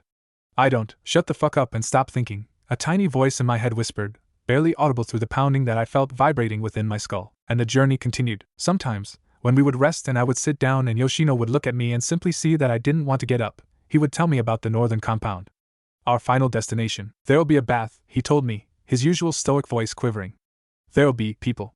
A bed. Food, I supplied, and he nodded, licking his cracked lips. You shouldn't do that, I told him, and Yoshino blinked at me. What? Lick your lips. It dries them out more. We both stared at each other, as if registering that we were both sitting down and discussing dried lips after what had just occurred. After what I had just witnessed. And then we continued walking. I had never seen the fire country before, had never witnessed the oppressive heat that occurred during the day when you walked in the sun for hours and hours, or the cool of the night. Yoshino explained, his voice haggard, that it was because we were closer to the wind country. It made things worse. It made walking during the day painful, every step filled with sweat, every river we passed spent lying in it for a few minutes, Yoshino groaning with relief as he washed his wounded knee that he refused to show me. We journeyed for the remainder of the night, and a full day before Yoshino ordered me to stop. Enough, he rasped from ahead of me, turning around and dropping to the ground, leaning against a tree. We need to sleep. My eyes kept glancing at his leg. He scowled at me. Stop looking, he snapped. It's irrelevant. It's fine. Most of the time, it sounded like he was reassuring himself whenever he said these things. I didn't care whether or not we made it to the compound. It didn't matter to me. All I wanted to do was sleep and forget, or sleep and never wake up again. We'll find a cave for shelter, he told me, getting up slowly. And then, we'll just find a cave. We scoured the area for shelter together, mostly because we both knew that we would probably just give up without the other. We can keep going, I said. I'm fine to keep going. He nodded, but I could see the frustration in his face. It wasn't me who was being the lightweight for once. I knew it wasn't Yoshino's fault. No one could control whether or not they could get injured in a war. We continued walking, though it was more like stumbling along. Most of the time it was just soft grass and the occasional tree or two. Everything felt fresh and new, different from the war zone that I had experienced in the night. Every now and then I kept feeling like I could smell smoke or burnt flesh and would freeze, even though in front of me there was nothing. Sometimes when I looked somewhere, I saw Jean and that man who had died mysteriously, lying on the ground motionless. It felt odd to put them in the same category, to call them the same. Everyone was the same, though, once they were dead. The first sighting of a cave was when it was well into the night, the cold causing us to shiver uncontrollably. It was clustered into a set of barren cliffs that were pitch black. Once Yoshino searched through one and pronounced it clear, I ventured in after him. The surface was hard and cold, but neither of us cared by that point. I'll take first watch, Yoshino told me once I made myself comfortable. I'll wake you up in a few hours.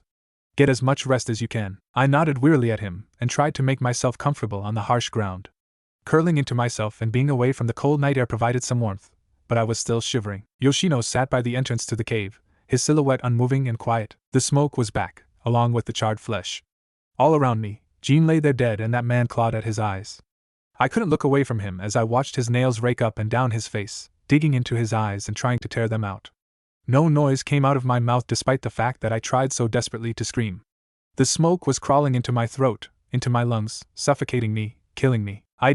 Don't want to die, Jean whispered, his voice echoing all around me. I was shaken awake by Yoshino, his eyes narrowed as he stared down at me. My whole body was shaking, I realized, and my eyes stung yet again. Sweat was dripping down my brow. Wake me when the sun rises. You can watch now, was all he said as he pushed me gently out of the way and lay down where I had been. My hands shook as I stood up and made my way to the entrance of the cave. It was covered by a few bushes and I knew that I wouldn't be visible if anyone was walking past. Yet if someone really wanted to, they could come along and kill us. Just like that. I didn't know how to sense chakra. I didn't know how to conceal my own chakra. All of my own inadequacies seemed to pile up and up. When the sun finally began to rise and the sky grew lighter, I trudged over to where Yoshino was and shook him awake. He grabbed my wrist and pulled a kunai to my throat instantly. I froze, my eyes widening. Instinct, he muttered as he got up, brushing the dirt off his robes. I nodded weakly, not trusting my voice to say anything without cracking. Even worse, I would probably burst into tears and never stop crying. Everything just felt so odd and strange, and I felt like I was looking through everything with foggy glass, like everything was muffled and hard to see. The smallest of tasks, like walking, felt hard and tiring. I knew it was worse for Yoshino with his leg. 2 more days, he told me firmly as we exited the cave. We went slower the second day. Every step felt painful. The terrain started to become grassier, lush trees popping out of the ground instead of the barren and hard earth we had walked along all of yesterday. The next stream we passed, Yoshino nearly fell to his knees, plunging his face into the river and drinking water for minutes. I knew it wasn't just dehydration. Sweat was practically dripping from his brow, which made sense due to the summer heat, but I didn't know how long he was going to last. We should keep going, I said, my voice barely audible over the rushing of the river. Yoshino remained seated by the river, his hair covering his face. Yoshino? He looked at me, and I wondered what was going through his head, his mind. Did he just want to give up? Was he thinking about everyone else, if they made it out of the burning compound? You have a distinct disregard for formality, he rasped. You're 11, not 40. A small smile appeared on his face. I can't believe you're the clan head's daughter. You're meant to be. I'm meant to be me, I interrupted. And I am me. He nodded, yet remained unmoving. I knelt beside him, not wanting to rush him, because if Yoshino didn't get up, I wouldn't be able to get up either. I wouldn't be able to make it to a place I had never been before. My eyes, I began, lifting a hand to touch them. I stopped. How did I? I stopped once again, not wanting to ask, not daring to ask. I didn't want to know, but I did. Save the questions for when we get to the compound, Yoshino said. Very slowly he rose. It was slow. But he did it. Either of us spoke for the remainder of that second day. The sun beat down on us. The shrubbery grew and grew, until we were walking through small forests, and coming out to long plains. Yet Yoshino never gave any indication that we were close. Once more, when night came, we scoured for shelter. The barren cliffs that had been so frequent before were now gone. Yoshino stopped, leaning against a tree. We'll just stop here. The area he indicated was nothing more than a particular close patch of trees. I stared at him, yet his eyes didn't meet mine. His eyes were flickering around sporadically, never focusing on one thing. My stomach turned, because I knew that the only person who would consider this a place to sleep was someone who was about to fall over and not get back up. Yoshino, I started, my voice breaking. My eyes watered, and I cursed them. My emotions were all rising to the surface at once, threatening to erupt. There was only so much ignoring I could do. Just for a moment, he mumbled, falling to his knees and leaning against the tree. I could barely see his face. His hair was plastered to his sweaty forehead, and only small strands of moonlight flickered onto his face. But I could still see the way his hands trembled, hear his shallow breaths. When I approached him, he didn't move a muscle. I grabbed the area around his thigh, gently feeling the damp spot on his pants before tearing a hole in them. All I got was a grunt from him, his eyes not even opening. I tried to hold in the bile that rose in my throat when I saw the wound. It was filled with pus, and visibly it seemed to throb in the night air. When I squeezed his arm, he didn't even move. Yoshino? I shook him harder this time, but his head only lolled to the side. Yoshino, silence, except for his haggard breathing. I willed the tears that were threatening to fall away. I didn't have time to cry. I didn't have time to do anything but attempt to fix this. Somehow, all the over-the-top ridiculous action movies I had watched in my old life vaguely sprang to mind. Burning the wound or something like that to stop blood flow. But I wasn't some medical student. I had no idea if stuff like that worked. Yoshino, I insisted, pinching his arm. Why, Yoshino, please. Wake up. His eyes opened slightly, glazed over. Tell me what to do, I pleaded. I can't make it back without you. I can't. He grabbed my hand, his grip clammy and weak. Just focus your chakra to your hand. I forced myself to think of the leaf exercise, the way I had channeled chakra so easily before. In the moment, though, outside of a small secluded courtyard and with a pounding head and an urgent need for this to work, it didn't happen. It's not working, I cried, squeezing my eyes shut. I can't get it to work. Relax, Yoshino ordered, his grip on my hand tightening painfully. Relax. Stop thinking. Imagine we're anywhere but here. Imagine some place you feel safe. Safe? I repeated. What part of this world is safe? Imagine it, make it up, I don't fucking care. My mind flickered back to the first year of my life in this world, but even then I'd never felt safe. There had never truly been a moment in this life where I had relaxed, felt as if nothing could possibly go wrong. But in my old world, there were countless memories. They were just harder to grasp, as if I was trying to recall a book I had read years ago. I could only recall the dream I had recently, the one with that man driving in the car and Takeshi, the man. He was vivid, I realized. My best friend. Maybe. A memory came to me, as if I had just had to think of his face, those shining eyes, glazed over from alcohol, as he entered the car. Graduating high school. Laughing about some test I had failed because I was rude to the teacher. His bedroom. I could remember the shitty posters on his wall of dumb rock bands. His double bed where we had both often slept after drunken nights out. Safe. This time, it was easier to focus my chakra. I pictured the man's laugh, which I could remember clearly, how loud and obnoxious it was. That's it, I heard Yoshino say distantly, voice weak, his grip on my hand loosening. Now open your eyes. When I did, the sight of his infected wound nearly brought my panic back, but I forced the image out of my mind, focusing on the laughter of my best friend. I'm not a medic Nin, so I don't know how to explain it well. And I've only ever seen one person do it before. That's comforting, I mumbled. Yoshino glared. Focus, he ordered, his voice becoming sharper. You need to focus your chakra into the wound. But you can't. If you force too much, I'll go unconscious. What? I'm not doing that. If you go unconscious, then I'm stuck here. I can't do that. No, I'm not doing this. The chakra focused to my hand dissipated the moment my outburst started, and I glared at it. If you've only ever seen one person do it before, then it must be a difficult technique. What else do you expect to do? He snapped. It's this or nothing. We need to take the risk. I can't continue like this. Do it, a voice whispered in the back of my head.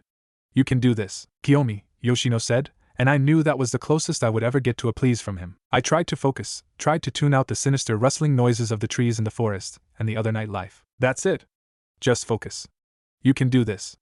It's easy. It was almost as if I were in a dream, after that, as if someone else was guiding my body even though I knew, at least I thought I knew, the motions and the actions were my own. My hands hovered over his wound, and I felt my chakra seep into the wound even though I felt like I wasn't doing anything to will it to move that way. But I had to be. Somehow. Just focus, the voice repeated, sounding sweet rather than sinister like before. My chakra was cut off before I could even blink. I stared at the space where my hand had just been touching the wound, and noticed that my knees ached, as if I had been sitting there for ages. What? I began, but stopped. My head felt weak, and I remembered that feeling I had when I had practiced the leaf technique too many times. I had almost depleted my chakra, but it had felt like seconds, just seconds, that I had held my hand there. You did it, Yoshino breathed, looking in awe. Have you? How? I just followed your instructions, I said quickly. I guess it was luck. Yoshino looked dubious. Luck, he repeated. All right. I won't argue. I feel like shit, but better. I gave him a smile, though I knew it wasn't convincing. I didn't understand what had just occurred, and part of me didn't want to. The voice in my head remained silent, as if letting me stew on it and not giving me any input. Why would it give me input, anyway? It was just some kind of mental barrier or reaction or whatever to everything that had happened. We can't rest now, Yoshino said, standing up and stretching out his leg tentatively. We need to keep moving. We're close. We're close, okay? Not far. Even though my entire body ached and my head was throbbing, I followed Yoshino, step after step. The night was freezing, yet we continued anyway, until all we were walking through now was a dense forest, no empty spaces in sight. This seemed to make Yoshino even happier, as his pace sped up, despite the fact I was struggling to maintain the original one. I hadn't eaten in close to 3 days. I hadn't slept properly in close to 3 days. This entire journey felt like one horrifying blur of a nightmare. Keep up, Yoshino ordered from ahead of me. I scowled. I'm significantly younger than you. And just healed your leg. I can't keep up. He stopped, turning around to face me. Do you need to rest? He asked, though by his tone I could clearly tell he didn't want to rest. Don't give me the passive-aggressive CR stuff. Of course I need to rest. I healed you. That doesn't just take up no energy, especially when some idiot is thundering through a forest. Where do you learn these stupid words from? Yoshino said, rolling his eyes. And just calm down. You're letting all your emotions out. I'm sorry, isn't that what you're supposed to do? We'll rest. The anger and adrenaline deflated from me at once, and I felt like a limp balloon. Yoshino was still staring at me, as if my outburst had shocked him. When I was settled against a tree, Yoshino awake and sitting beside me to retain warmth in the early morning hours, he sighed. I forget sometimes, he said, voice so quiet I could have imagined him speaking. That you're only 4. Nearly 5, I mumbled, my cheek smashed into his upper arm. I'm nearly 5, he scoffed. Right. A few months hardly matters. There was a beat of silence.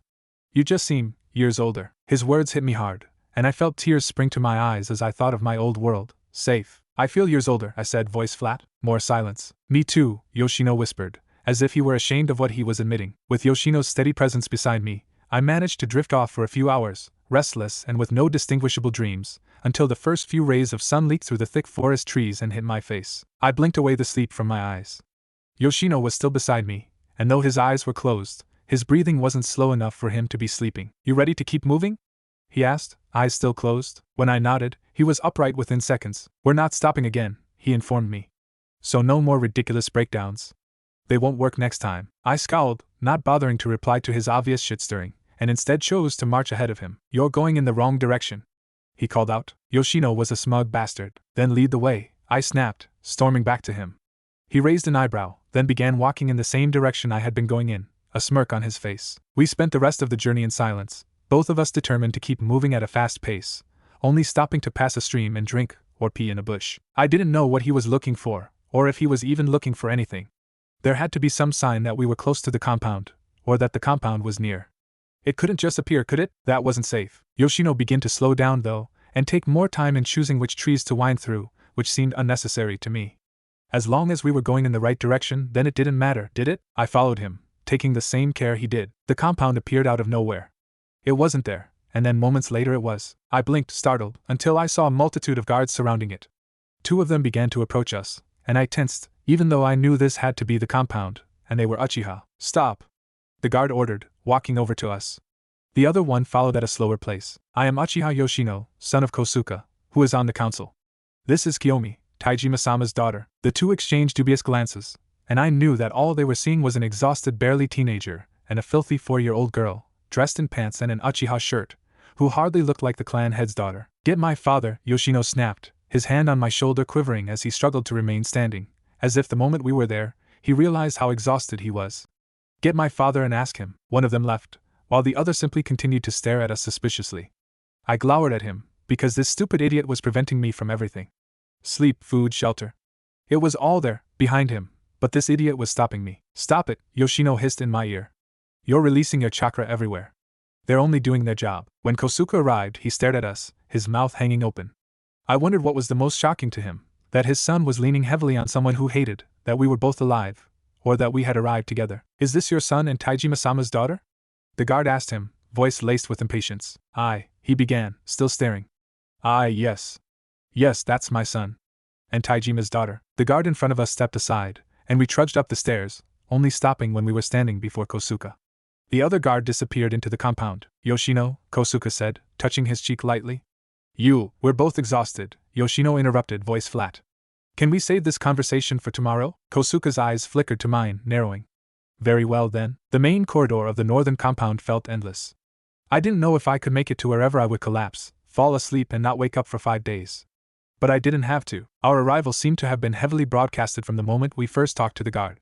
There were multiple people staring in the corridor as Kosuke led the way down it, continuously looking back to glance at us as if to make sure we were there. We rounded the corner, and I almost fell over when I saw Taijima standing there, a rare look of genuine shock on his face as he stared at us. Taijima-sama, they were. I can see, he interrupted, voice flat.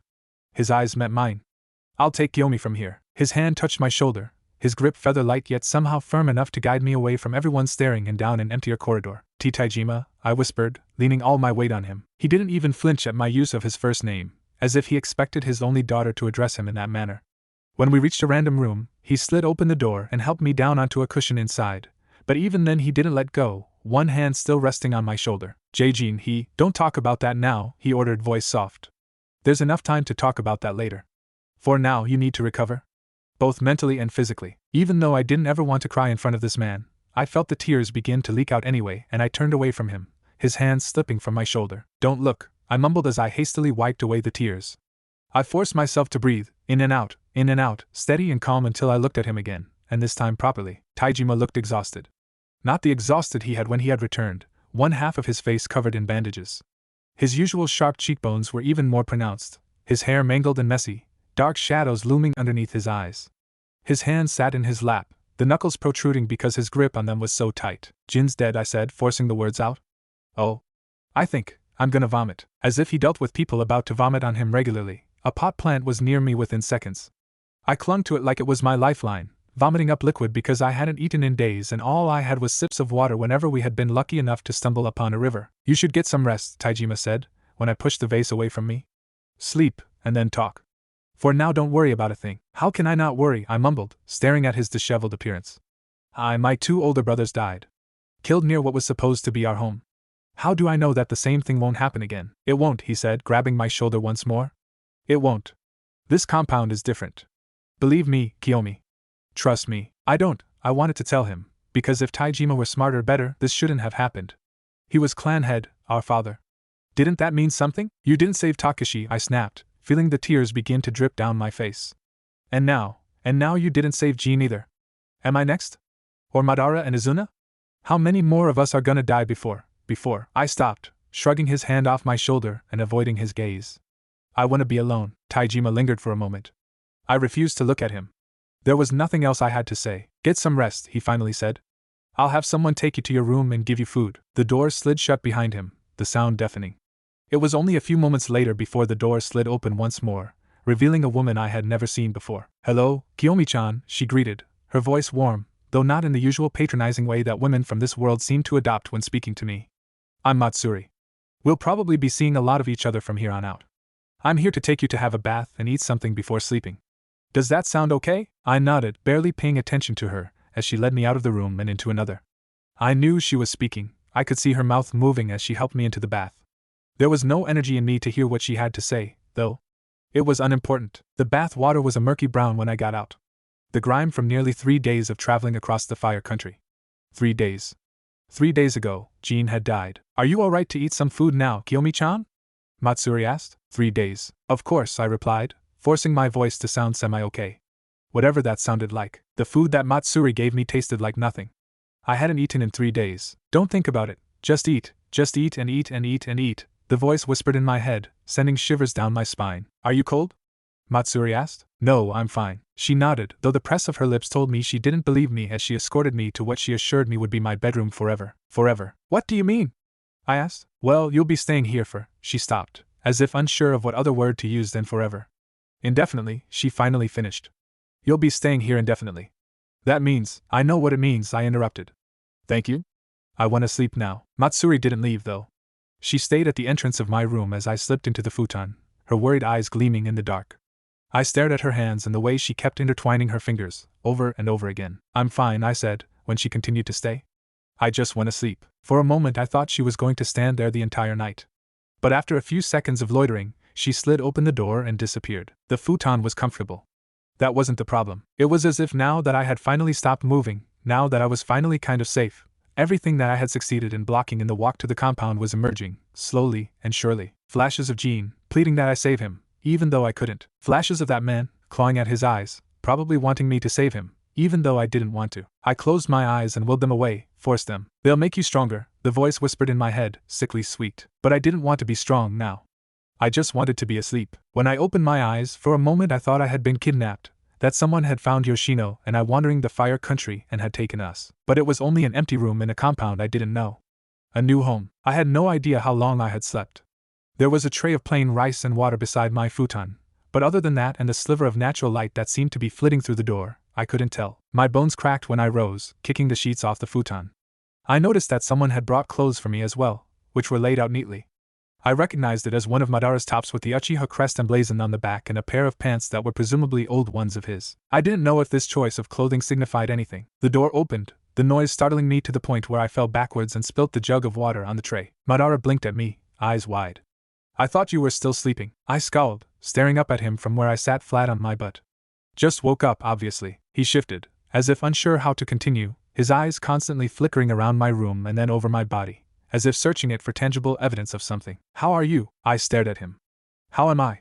How do you think I am?" "Well, if I knew, then I wouldn't have asked, would I?" We stared at each other until Madara came to sit beside me, his shoulders hunched. "I thought you were dead," Madara said, voice flat.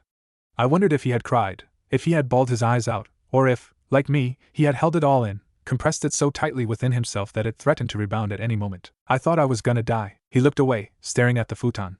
I wanted to reach out and hold him and never let go, and tell him to not become a shinobi. And that we could run away, go somewhere else, live on a farm. Izuna would come, of course. And we could leave this stupid shinobi shit to Taijima, and then maybe Madara wouldn't become the person he seemed destined to become. But I knew that Madara would never run away. This way of life was ingrained so heavily into him because he knew nothing else. He didn't know what it was like to be truly safe, for a war to be so far away from you that all you saw was glimpses through a screen, and even though you felt sad you could never relate. I would never run away either. It was an odd thing to confess to myself, that if I could run away and live on a farm, away from all this, I wouldn't take the chance.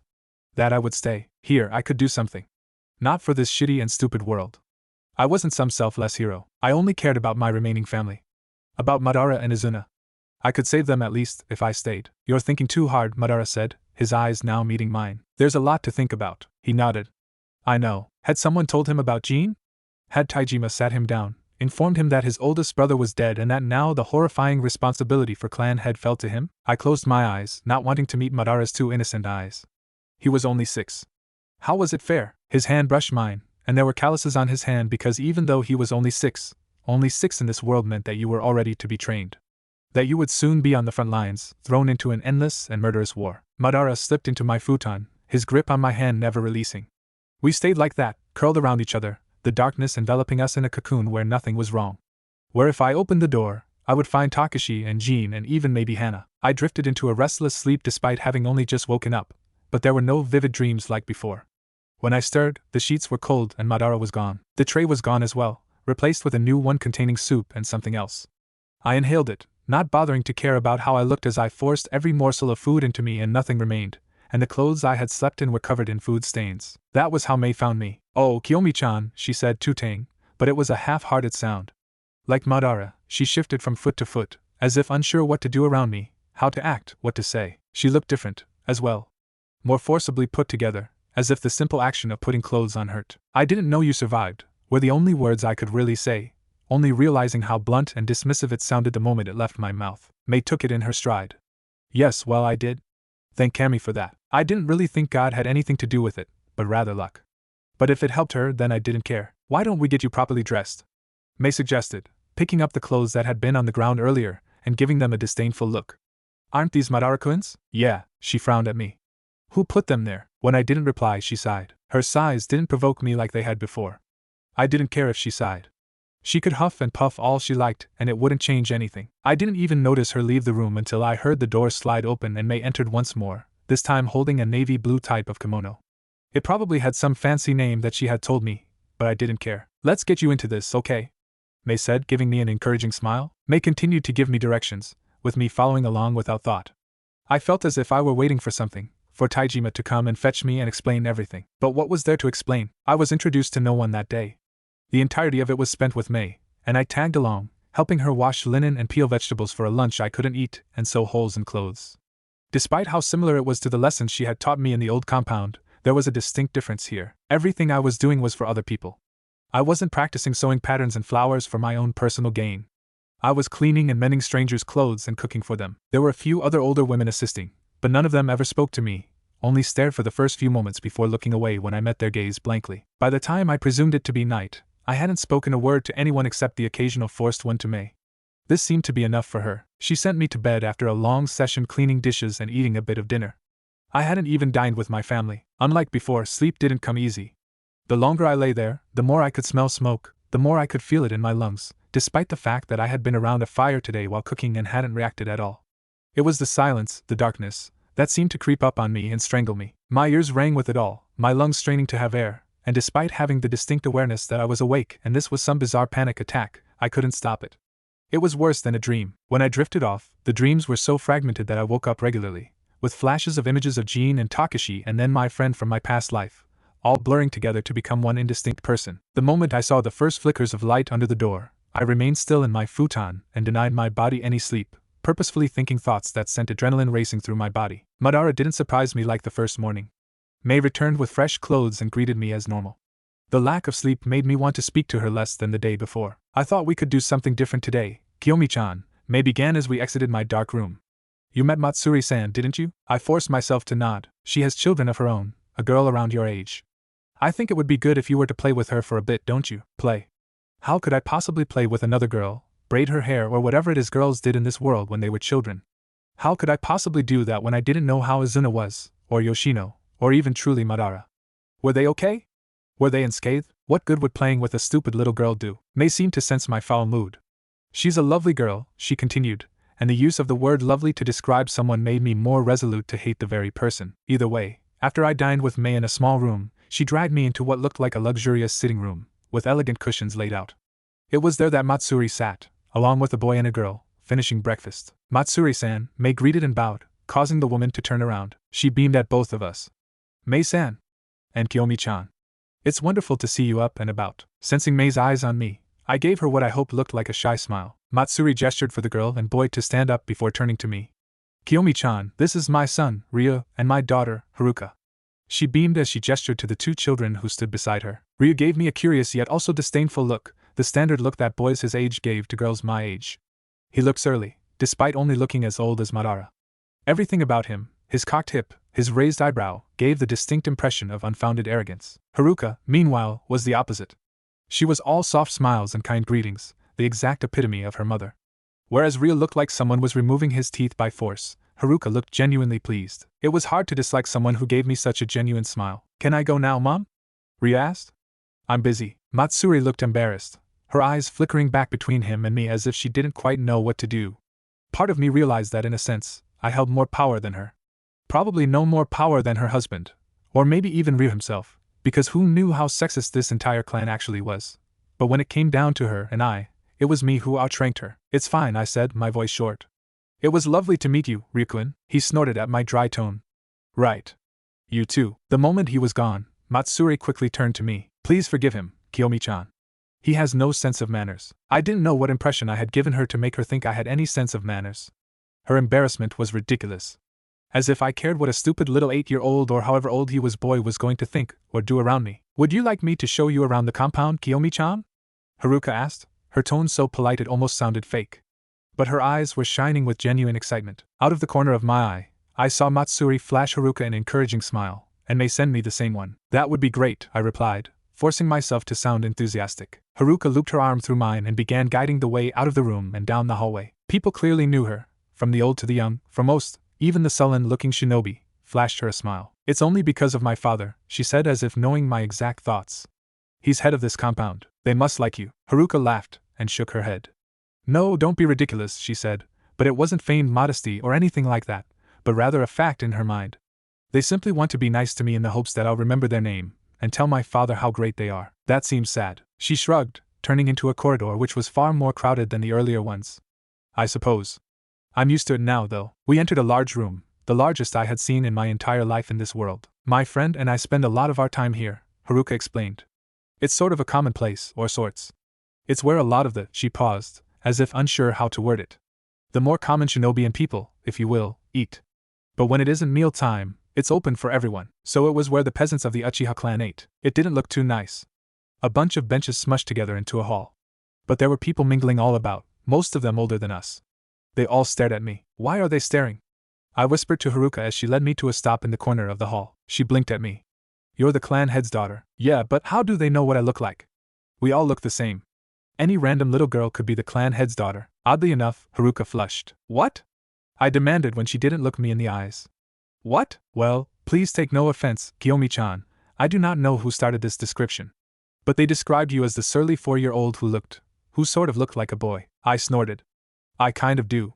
Most children with their hair tied back do. That's true, Haruka said, though she didn't sound very sure but rather like she was placating me. She led me to a corner where another girl sat, the only one in the entire room who looked to be a similar age as us. The girl gasped when she saw us approach. Kiyomi-chan, this Mimi-chan. She's around our age too. Mimi stood up and flung herself into my arms with great dramatics. Oh, Kiyo-chan, You don't mind if I call you that, do you? I'm so glad you're finally here. I can't even believe that I'm speaking to you, the clan head's daughter. Well, I mean, it makes sense, of course, but wow. I'm so excited.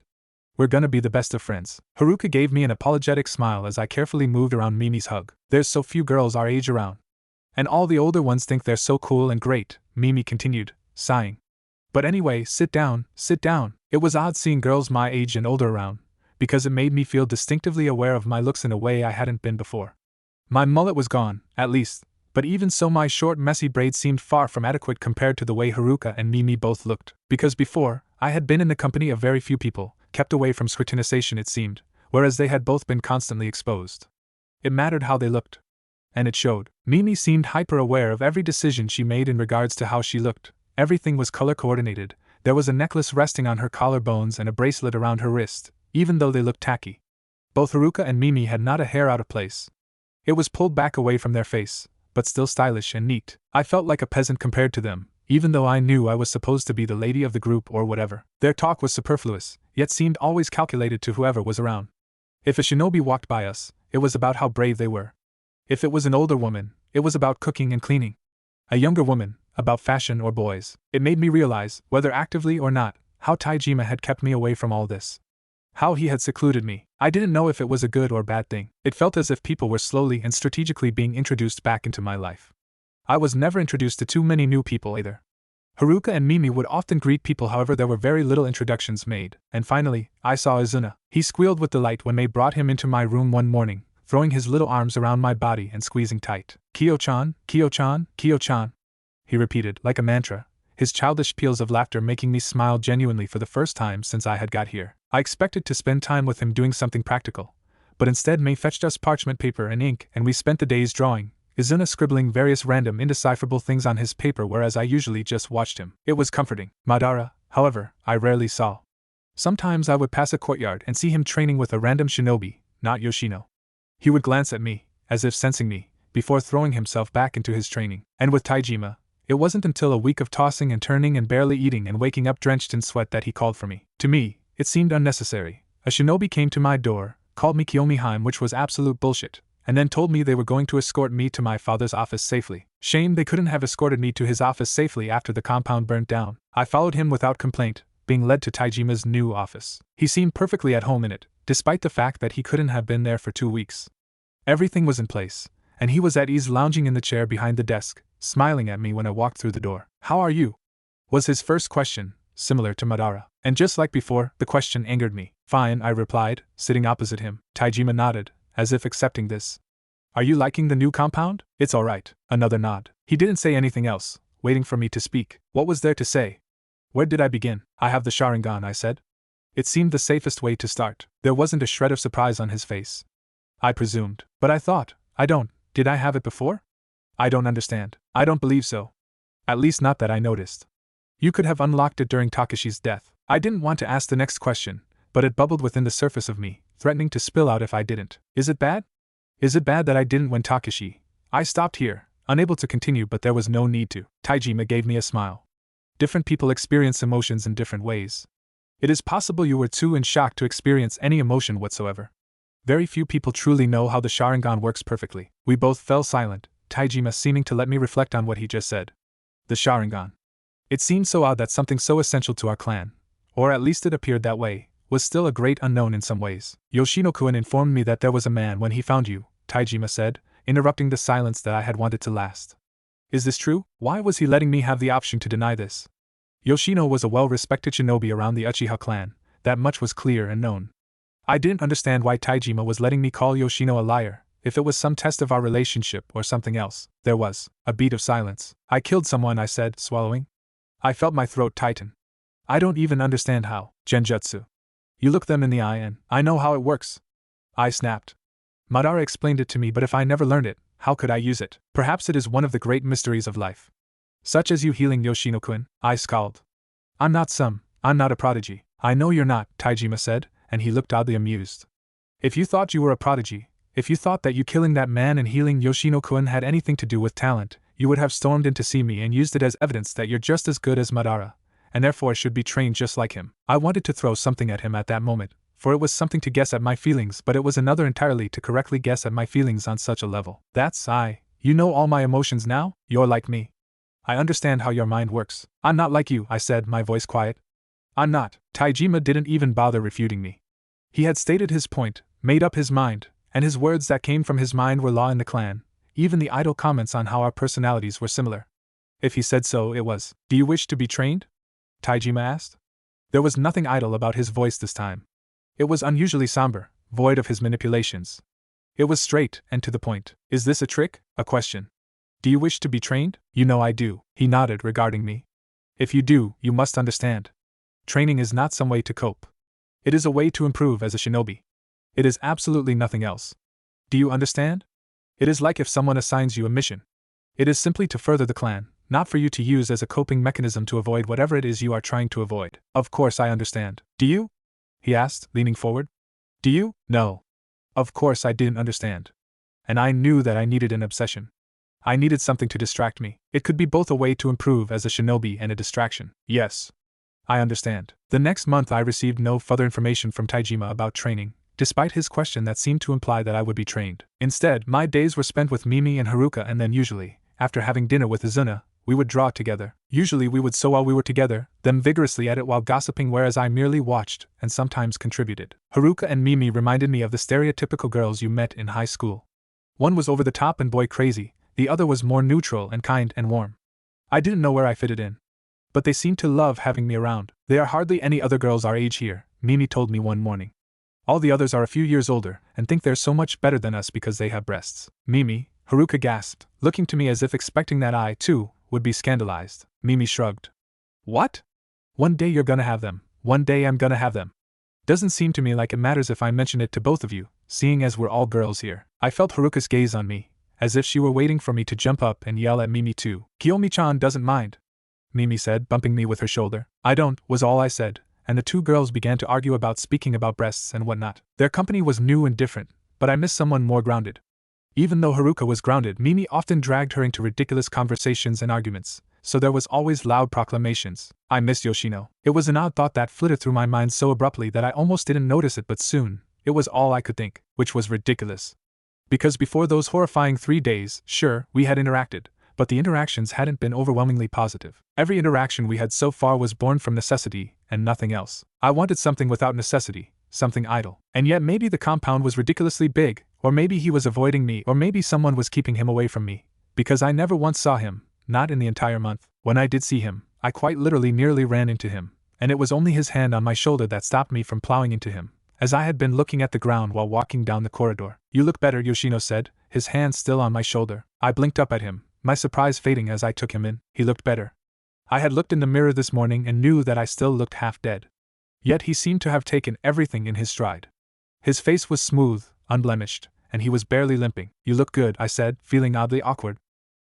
You're not even limping that much, thanks to you. I shook my head. No. I don't know what happened there. Yoshino didn't look the least perturbed by this confession, even though I couldn't stop lingering on it. Sometimes life throws us miracles. It's rare, but quite frankly I don't care where they come from.